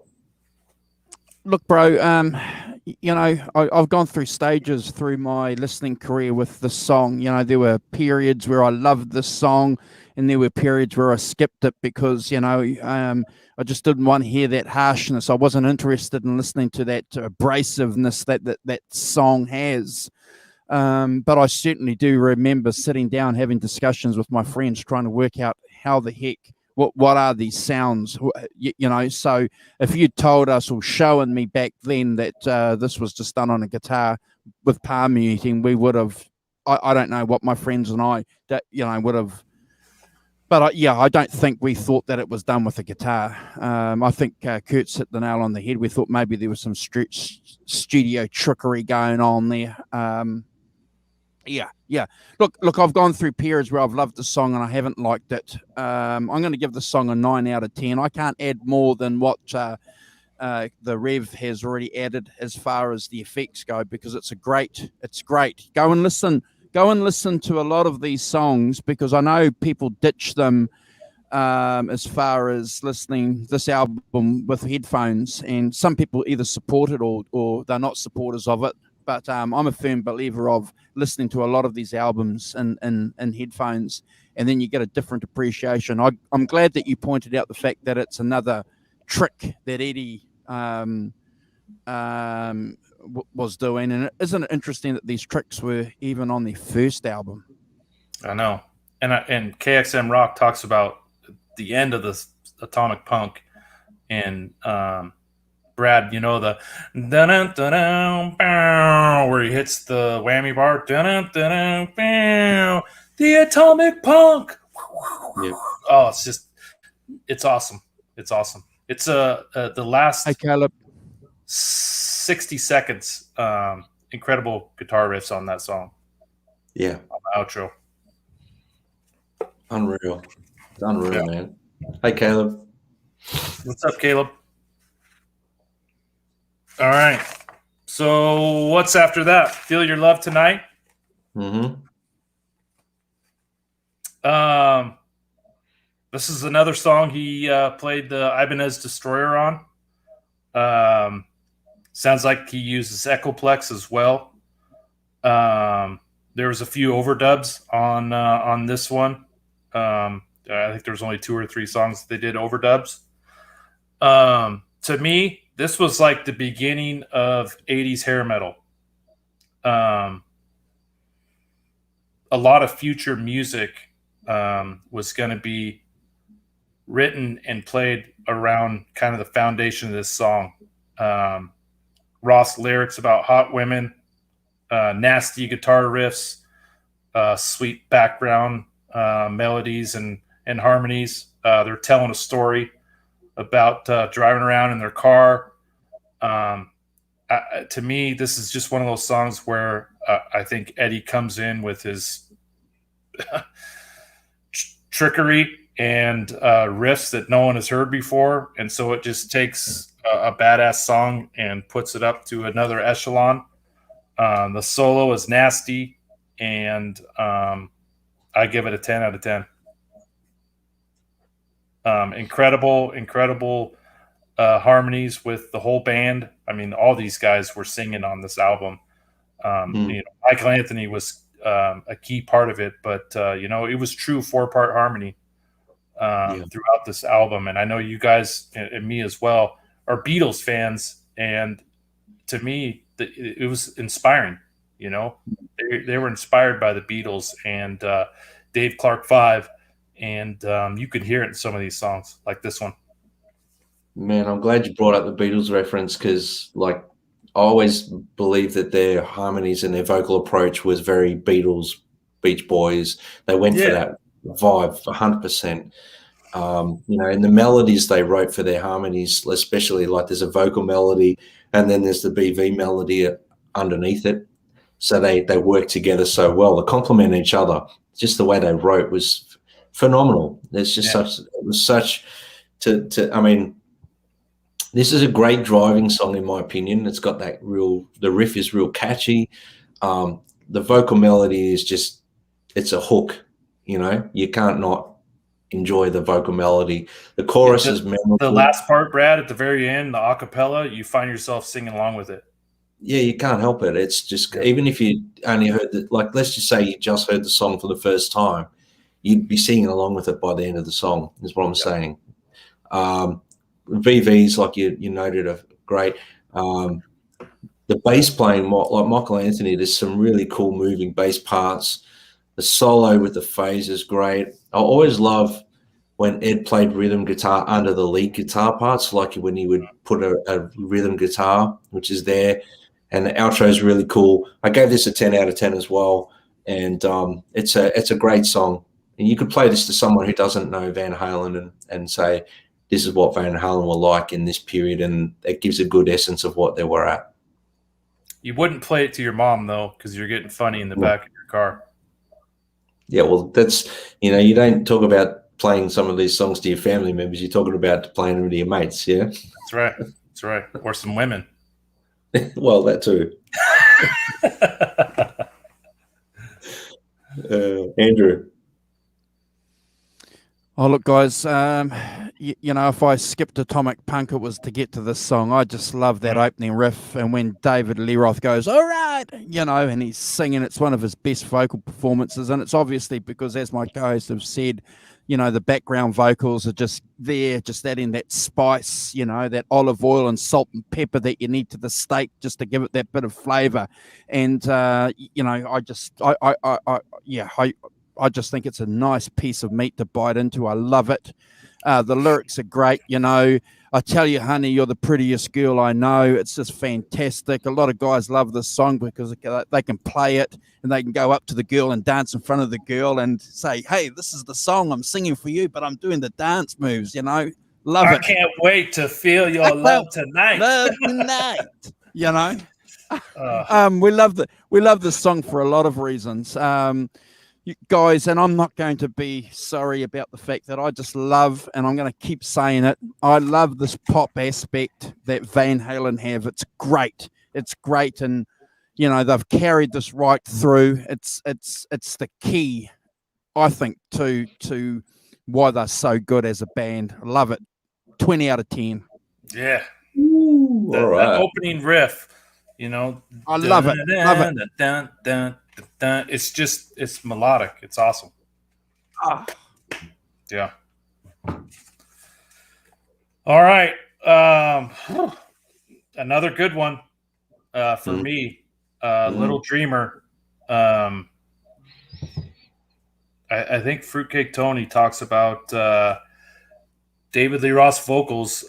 This was one that he put a lot of effort into, and I think Dave did an outstanding job on a lot of these songs. But this one, he really highlighted, you know, what he could do. And we all know that Ted was questioning whether Dave was the right guy for the band. And I think this is one of the pieces that Dave was proven that he was the right guy. This was another one. Eddie did the solo on this song in one take, which is kind of cool. This is a live staple for the Andrew in his face. This is a live staple for the band in the club days. And then, of course, when they went on their first tour, it was one that they played, of course, every night. And the band loved it. Dave, with his antics and his singing, let's see, very poppy. It's kind of cool to listen to the lyrics of the song and what Dave's talking about. Let's see, the guitar work on this song from Eddie is it falls right in line with everything else. It almost seems like he keeps interrupting Dave as Dave's singing. Eddie comes in with, you know, a hard riff, which I think is pretty cool because they kind of do that back and forth, you know, with his strong power chords. It's an instant hit. He comes in again with more harmonics and more whammy bar work that, you know, was some stuff that really at this point in 78, really no one was hearing other than, you know, what Jimi Hendrix was doing. And Eddie took it to a whole new level. So 10 out of 10 again for me. Wow. Well, hey, look, like I mentioned earlier, you know, there was 2 or 3 songs on this record that over the period of the course of doing these rankings that I just kept going back and having a second and third listen to, and this was one of them. So, you know, obviously I'm the one. This song here, Little Dreamer, it's probably one of my favorite Van Halen songs now, rock-wise. I love the intro. I'm a big sucker for like a sleazy sort of swaggering riff, and this one just, man, it drips that sleazy swagger to the riff, and Alex just lays down the perfect feel on the drums. I really love the BVs in this song. And the chorus is just catchy. I'm a big song guy, as you guys know, and I love how the chorus is in this song. The bass is cool. Especially Michael Anthony's playing in the solo section is just great. You know, Alex is fantastic during that section as well. The solo is just perfect for the song. I love the outro ad-lib guitar parts that Ed does over the Little Dreamer, like double chorus out or whatever it is. Little Dreamer! Yeah, it's phenomenal, man. This song in particular is like one that I've listened to 2, 3, 4, 5 more times than any other song on this record when we're doing these rankings, and I have to give it a 20 out of 10. Oh, I was just looking at my notes. I skipped over this. The reverb at the very beginning guitar riff just sucks you in, and then Alex comes in with his drums. It's just it's phenomenal. It's the music that they write always surprises us, and it shouldn't, because it's always masterful. So sorry, Andrew. No problem. No problem at all, because the Rev is preaching and we are listening. Hey, look, guys, look, I have to tell you this. I'm not going to talk about the music because obviously the Rev's given you that, and Brad. I'm going to talk about this. You know, this is one of David Lee Roth's best set of lyrics, and this is their first album. So let me just say, right. Let me talk about you. They may talk about you cold when you were heading for the skies, but you were young and bold. Baby, didn't that change with the wink of your eye? Now no one's talking about those crazy days gone by. No one talks about the times you cried. You know, what a songwriter. What just... You know, then he goes on, and then they went and they voted you least likely to succeed. I had to tell them, baby, you're armed with all you need. Wow. It's deep. Yeah, I just can't believe David Lee Roth wrote these lyrics sometimes, because... On the back of a hamburger wrapper. Yeah. Look, I love the song too. Man, I don't know what to give this. You know, I've got 10 out of 10 here. I've got 20 out of 10. I don't know. You go. What am I going to do? 10 out of 10 or 20 out of 10? You guys help me. I don't know. It's one of those. I'm going to flip a coin. I don't know. It's just 20. Okay. 99. 90. Okay. Give him the 20. I just think David Lee Roth is just sometimes you might get a little bit of grief sometimes, you know, but you know, first album. Yeah. yeah. There's no kung fu. Yeah. But look, the lyrics just blew me away, and you know. That was another one that I would, after I got done listening to You Little Dreamer, I would play it again. I wanted to listen to it again, so you would start it over. Yeah. I think you need to renegotiate your ranking there, Kurt. Give it a 20. 10 out of 10? 20. 10 out of 10? Give it a 20, man. Give it a 20. Yeah.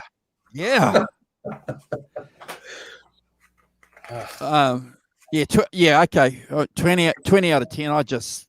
it's one of those stand-alone songs that Van Halen have. Hold on. Yep. The Pimp Mobile. I know. Look at those guys. They look like getting funny in the back of the car.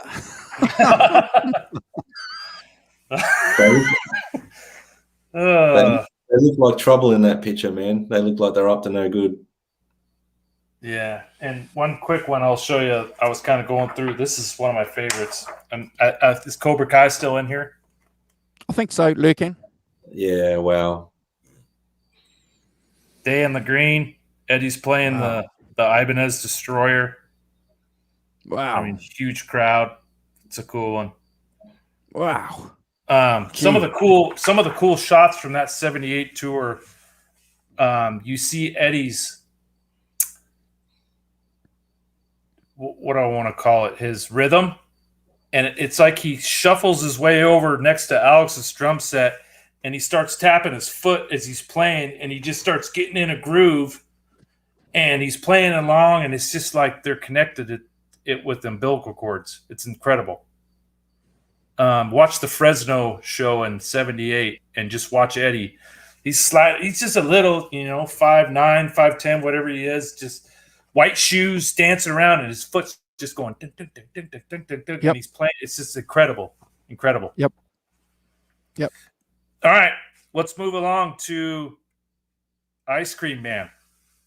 Cobra Kai is still in here.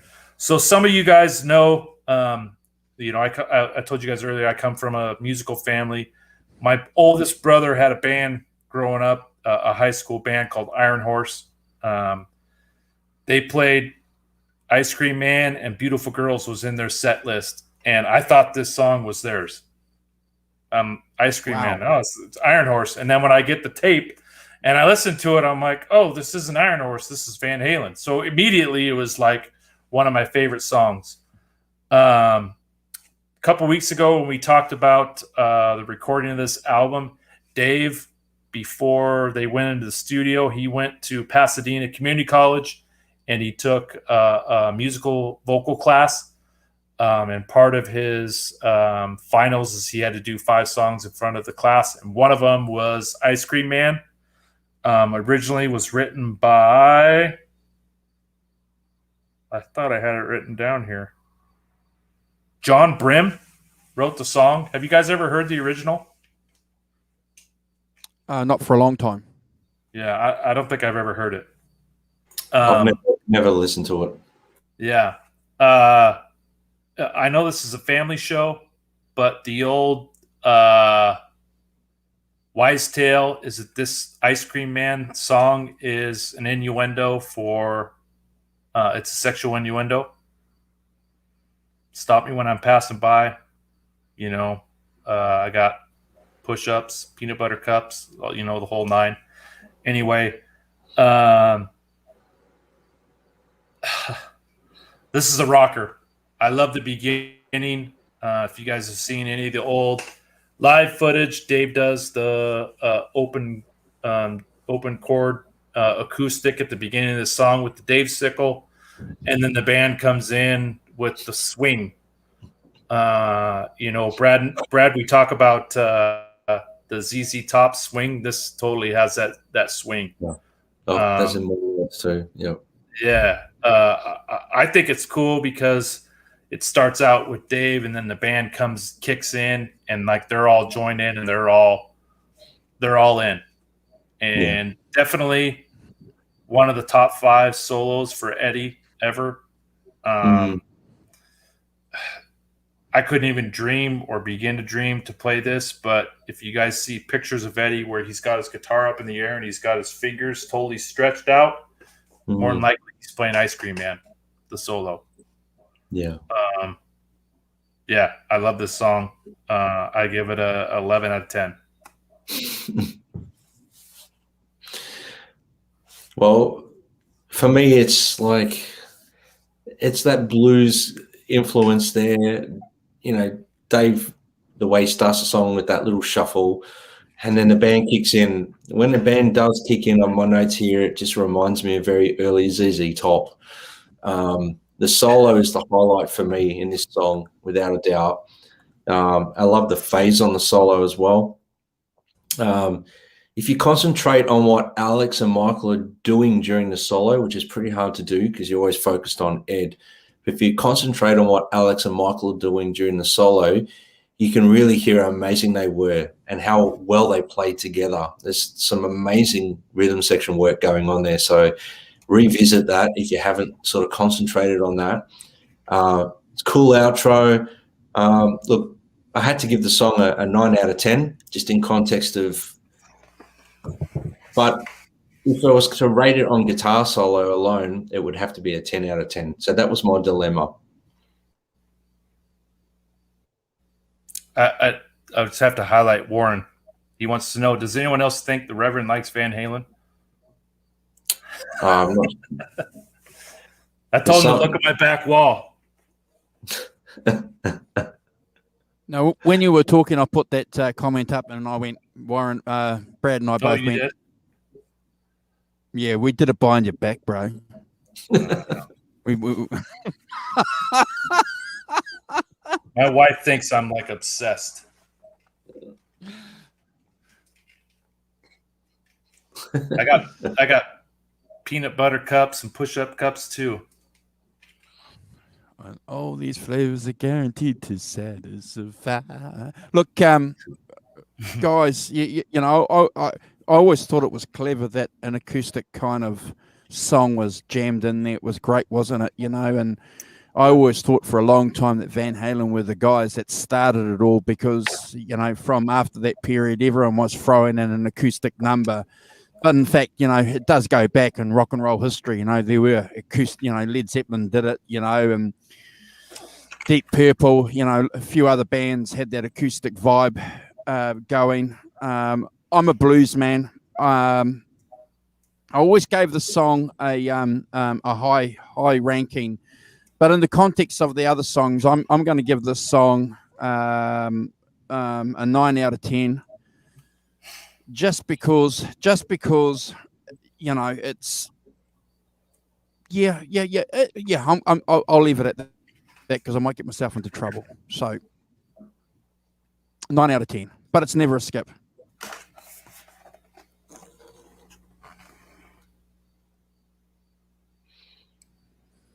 I'm just going to show a couple pictures here.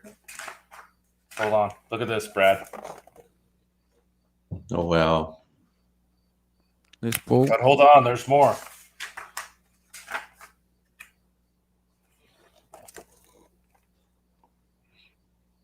That's a great one.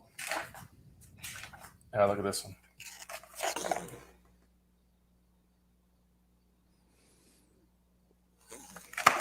That's great, man. Look at this thing. Look how thick this is, Andrew. That's the New Testament, brother. I'm going to be holding one of those in about a week. Did you guys see Will's been married 7 times? How do you survive 7 marriages? Hey? Who? Will, in the chat, he's been married. He's got 7 ex-wives. Oh, well, he might be just a blues man telling us a blues song. You know, could only be 2, but you know, we'll take him at his word. God, I haven't even had 7 different flavors of ice cream. I know, me.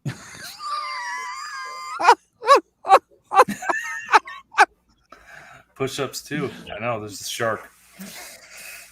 All right, we're rounding home, boys. Last song. There comes a time, the shark, where things aren't perfect. Mm-hmm. If you guys noticed, every single song was over a 10 or a 9 until this one. Mm-hmm. I give this one a 6 out of 10 on fire. The reason why, and it's skippable to me. I never really listened to it a whole lot when I was younger. Maybe that's why I just skipped it.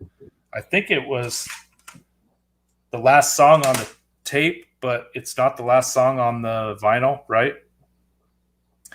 And everyone in the chat and Andrew and Brad, next time you listen to this song, I think it should have been an instrumental. If you listen to the guitar track, it's phenomenal. I think Eddie does some amazing guitar work on this song. I cannot stand the vocals. Even the Michealanthony stuff with the high screams, I don't like it. I give this one a 6 out of 10. Amazing pick harmonics, false harmonics on this song. Also, he integrates the phaser. I don't know. Not one of my favorites. So I'm going to give it a 6 out of 10. Simon. I'm human. Wow. The Reverend. The Rev. Look, I can understand why you would not like the vocals in this. I will back you up 100% there, Kurt, that they're impressive, but slightly on they can get on your nerves a bit if you're really focusing on the vocals. I'm not, I don't want to sort of get into it too much, but there's a lot of times that happens for me with early Van Halen.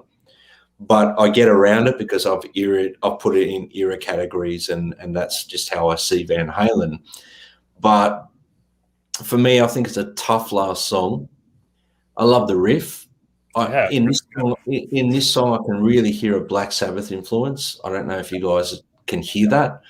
The chorus vocals are impressive. The playing is outstanding from the band. Definitely, if it was an instrumental, it would get a 20 out of 10, probably, for me. Ed's lead guitar work throughout this song is brilliant. It is. I would agree. I personally think you were on the right path when you were talking about the vocal aspect of the song. You could go either way with the vocals. You could think they're outstanding or annoying. Yeah. So I'll leave it at that, but I'm going to rate the song a 10 out of 10, strictly and only because I think it's a great way to end a record. I really think that maybe David Lee Roth blew his voice out on this song. But I still have to give it a 10 out of 10 because I'm for me, the music behind those slight little annoying vocal things outweighs that for me.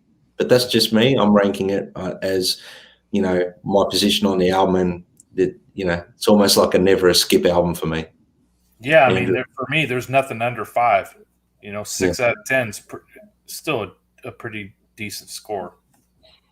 Yeah. Andrew? Well, you two have certainly given me something to think about. I've given this song an 8 out of 10, and it's never been my favourite vocal performance by David Lee Roth. In fact, it's probably, in my opinion, one of his weakest performances on the album. And the fact that you said, bro, that he may have blown his vocals out, I never thought of that. Yeah, so thank you. That may put it into perspective. It might be, John Lennon, recording that first album with the Beatles, and saving Twist and Shout for last, wow, maybe if that's the case, well, then I've got to think about the song differently. But the vocals have never been on fire for me. And I'm going to tell you guys seriously, we don't talk about any of our rankings as co-hosts. But I did spend a couple of minutes in the green room talking to the Rev, and we were talking about no skips. And the Rev said there's one song on this album that he has a little bit of a problem with. And yeah, I can understand why. I'm still going to give it an 8 out of 10. I love the one thing that I do love about the song is that when it goes dun dun dun dun dun dun Awesome. dun, Awesome. and then riff. it's got that harmonics going that with the palm muting, and I remember thinking, wow. But yeah, look, I'm going to give it an 8 out of 10 because I think the whole band up until this point are doing something together. There's this what is it? Continuity between the elements that people like to talk about, and that's something that we can hear. There's that musical connection that we can hear, but there seems to be something disjointed on this song. But I am willing, and I'm going to say it a second time, to renegotiate the fact that David Lee Roth blew his vocals out. Yeah. Have you guys ever listened to this song live? On bootlegs, probably. It's probably one that it's not good. No, it's not. It's not. Yeah. It's not good, bro. I haven't heard a good version of the song. I think they used to open up to this song in some part of the tour. Okay, so a lot of guys are saying 10 out of 10. Yeah. Hey, I'm Freak human. Like Tony's saying 10 out of 10. There's that's okay. There's a lot of songs that I've had 10s that you guys didn't think were 10s, so that just proves that there's a little bit of personal preference. Yeah. If this song was an instrumental, it would be a 10 out of 10 for me. Hey, at least we didn't cheat like Neil on Fruitcake Tony's show, and pick, Beat It solo, at least, come on. Yeah. Yeah, Johnny says they opened with it in '77. Well, that's certainly opening up. That's setting a firecracker amongst the firecrackers, isn't it? Opening with this song. Well, I'm telling you, the guitar riff is phenomenal. Mhm. The guitar work on that song is amazing. I don't know. There's a difference between Ozzy Osbourne and David Lee Roth and Michealanthony trying to produce the same thing with two voices. Good point. Got to have a little bit of controversy, huh? Good point. This show people wouldn't be watching it if it was a bunch of robots doing it, spitting out algorithms. Yeah, and that's the beautiful thing about music in general is it's everyone, it resonates with people in different ways. So if that's why we do these rankings, because we like to see what your ranking is as opposed to mine, as opposed to Andrew's. So yeah, I mean, music is, it resonates with people however however you pick it up is. I don't even know what I'm trying to say now. I've lost my train of thought, but because you guys were going on like robots and I was laughing inside about it. I was trying to maintain some professionalism while you were going.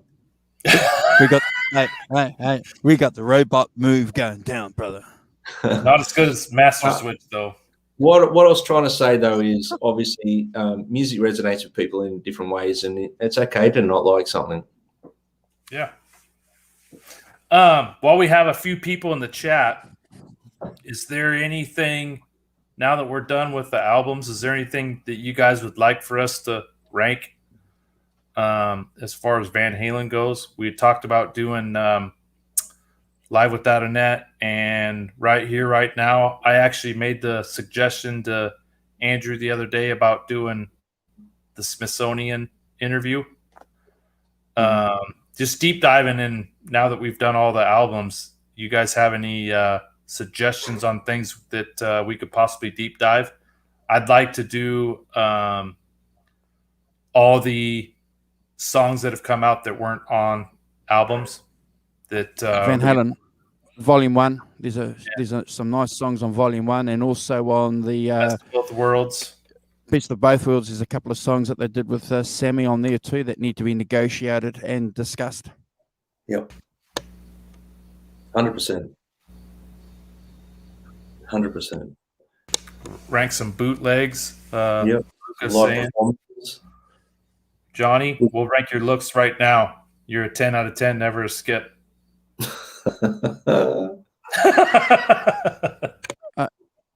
I see everyone's soul shine, so that's it. Everyone's soul shine. That's it. We're all beautiful, brother.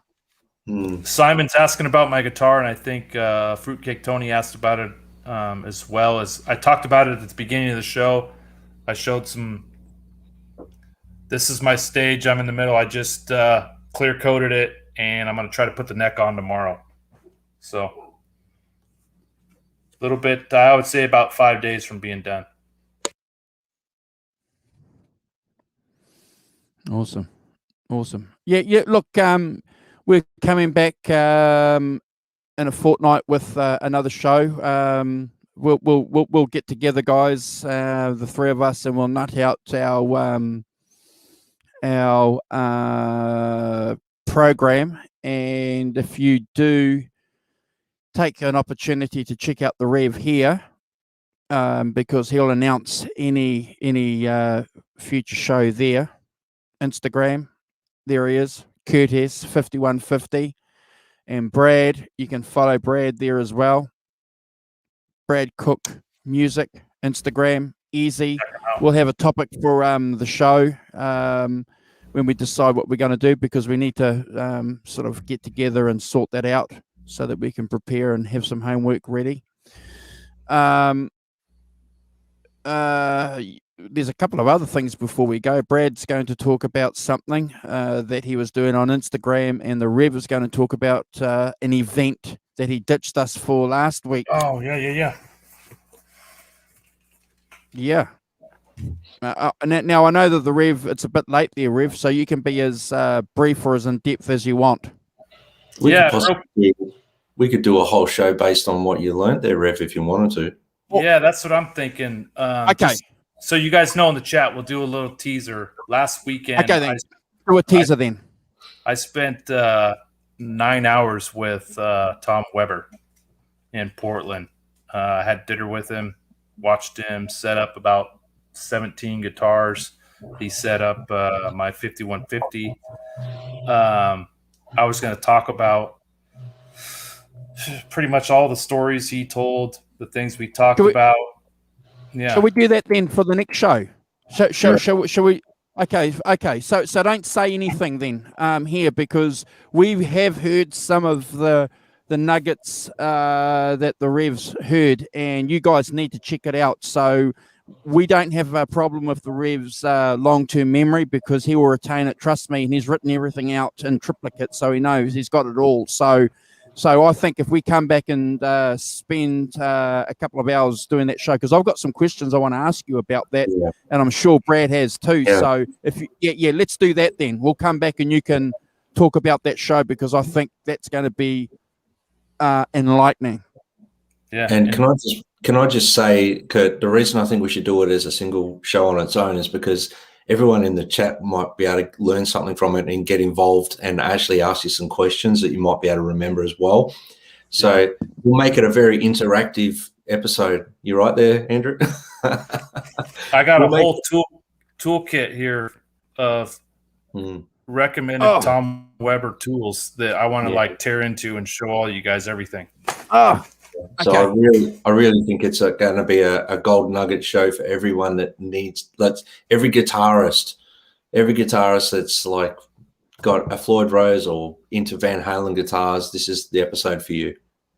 So who said that we can't plan anything spontaneous? Spontaneity isn't a part of our show. Of course it is. Spontaneous combustion. What's up, John Biel? John Biel, thank you, John Biel, for joining us. You are a hard worker for the Johnny Bean Show, man. I credit you for the dedication that you give to the Johnny Bean Show, man. You are in the trenches. Mm-hmm. He's a pyrotechnic. He's a pyromaniac too. Another great show. Thank you, guys. We appreciate it. Brad's got something that he wants to share with us. So I think I'm a bummer. I'm bummed out I missed it. I don't know if Caleb's still in the chat there or not, but I had a really I was just doing an Instagram live, just playing my Eric Clapton Strat, playing some blues, and he jumped on and we were having a chat, and then before I know it, we're doing an Instagram live together, and he's showing me stuff and he's giving me homework to do. So thank you so much. It was really fun.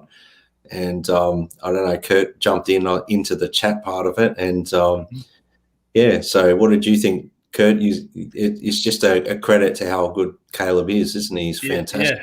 Yeah. We've had Caleb on the show. His guitar playing is phenomenal. He switched from 2 or 3 different guitars, and then he just I think Brad asked him about, was it the Beat It solo you asked him about? Yeah. And he literally I was showing him the way I play it, and then he was showing me some things he was doing, and there was obviously some differences, and he's shown me a lot of stuff that I've got a lot of homework to do. But he just played like a second of it, and then he articulated it to the fretboard, and then played another section up, and he was just picking it up so fast. It was very impressive how you could see his mind work live versus he puts on 2 or 3 videos on Instagram or YouTube a day on some Van Halen licks, but obviously they're pre-recorded. To see him do it live was very impressive, and I envy Brad to be able to. I was laying in bed watching it, so I didn't even have my guitar out, but it was pretty cool to see those two jamming.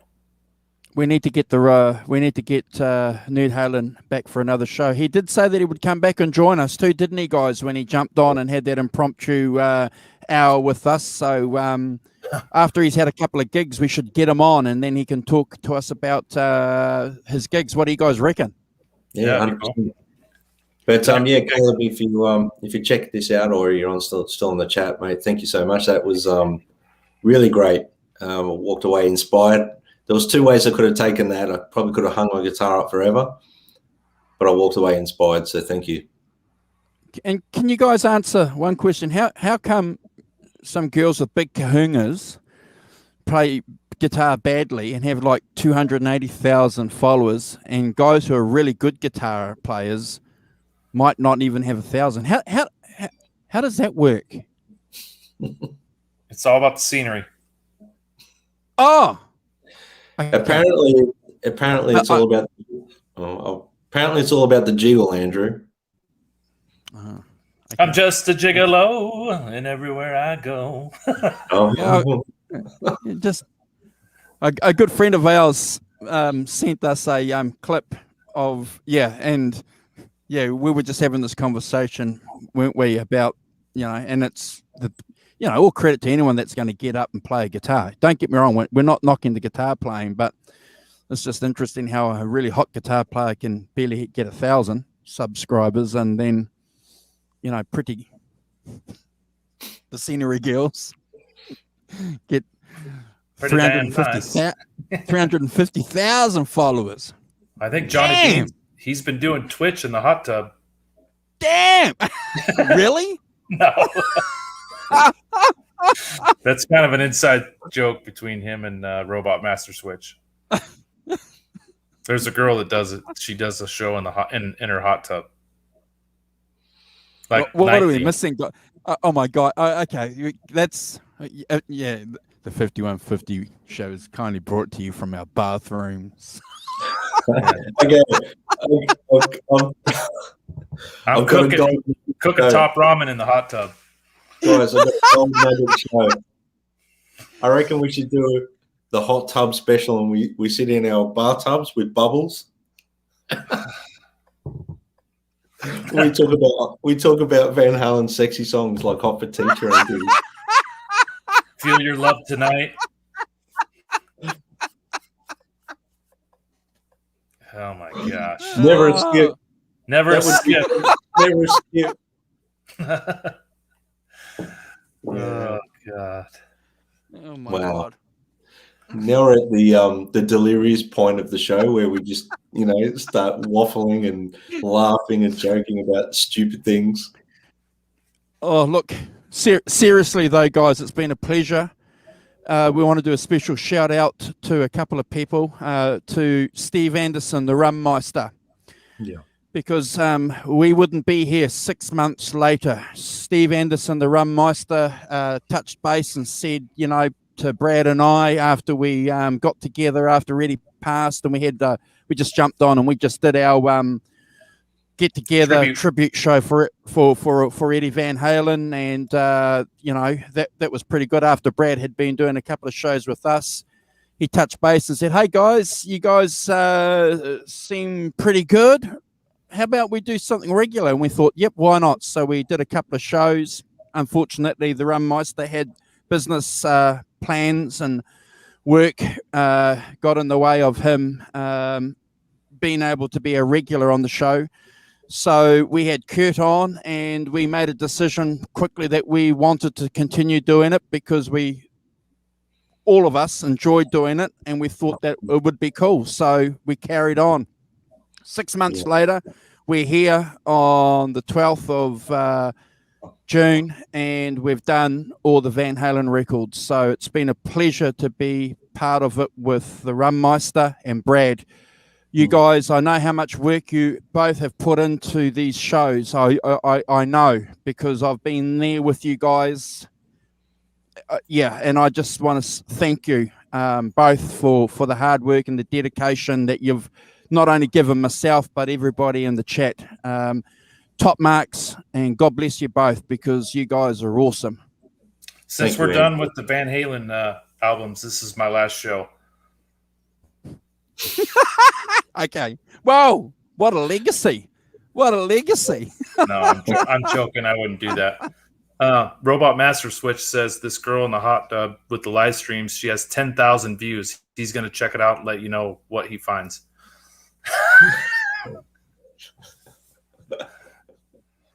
So we're doing it wrong, Andrew. We're doing it wrong, mate. Gee. Yeah, Simon says, "Dream on, Kurt." I know. I got a contract. They got me by the handcuffs. Kurt, I've got to tell you something, mate. Pull a nest off. We're And what? And just leave? I've got to tell you something, Kurt. Andrew's put the hard word on me. If I ever leave the show, he's got people on my back, mate. So the same thing applies to you, mate. We know people where you live. I'm safe over here in the United States. No, we know people, mate, in the United States. Don't worry. No, we've got your address. We've got your address, brother. Our network is global. Our network is global. The 5150 show British Electric Blues is global, brother. It's like that Eagles song, mate. You know, once you're here, you can never leave. That's it. Yep, that's right. Hotel California. Hotel 5150. That's right. With the seriously, guys, I'll take my hat off. Take my hat off to you. And if everybody in the chat can especially acknowledge the hard work from the Rev and Brad for their preparation, because it is a big chunk of their personal time that they put aside in prepping for the shows. So, yeah, we don't just sit on here and just wing it. If anyone does, it's me. But, you know, yeah. We appreciate all the comments. We appreciate all the support, all the subscriptions. It's humbling, and we mean it sincerely. I'm going to pass on to my co-hosts for their final words, and I'll see you guys here tomorrow with we got a show tomorrow with Brad and Simon. Yep. Rev, your final words. Yeah, thank you. It's been awesome going through these albums. It's crazy going backwards. I kind of like that philosophy, but like Andrew says, you know, we do put a lot of hard work into this show, and I just want to put the disclaimer out there that everything that I regurgitate, I either read or someone told me, so it's not law or official. So don't hold me to it. I'm just a guy that has read a lot of stuff about Van Halen, and I'm just regurgitating what I've heard. Love you guys. Thanks for hanging out with us, and more fun things to come. Yeah. Thanks, Kurt. That's really heartfelt. And like, you know, you're giving us credit too, Andrew, but credit to yourself, mate. You know, Kurt, Andrew, you guys are amazing, inspiring. You know, we spend a lot of time planning these shows and prepare for them, but we do it because we love it, and we love the music, and we feel you know, it's our responsibility to have gotten through these albums once we started and everything. Once we got, and Steve, you know, had to sort of leave. We just felt the responsibility to get to the first album, and recruiting Kurt in was always an amazing thing. So we've become a never a skip show, but we do have skips, but you know, it's hard to skip anything with Van Halen, really. So, yeah, love you guys, and it's just been a pleasure to get, you know, to know the Van Halen community as well. You know, everyone that's, you know, Johnny Bean, his crew, everyone involved has been amazing. So, you know, Caleb, everyone. So we've made friends around the world. I'm here in Australia. You know, I don't really have a lot of people here in Australia to relate to my Van Halen craziness. So here I am sitting in Aussie land. I've got a New Zealander here and a Yankee here talking to you guys. Hope you don't mind me calling you a Yank, but that's just, you know, how our Aussies call it, Americans, Yanks. And I've been called worse. All around the world and just talking about Van Halen. So if you yank it twice, you're playing with it. Yeah, well, that's it. Yeah. Yank it twice, it's never a skip, you know. So,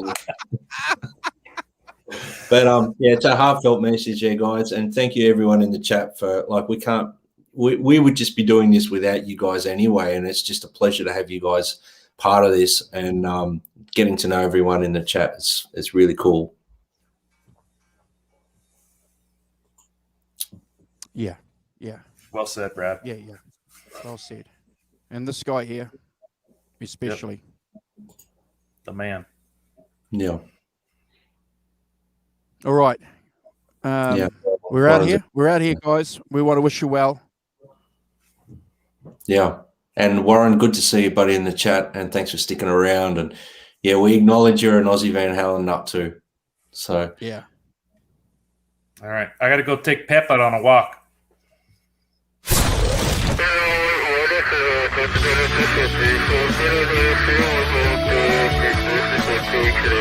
What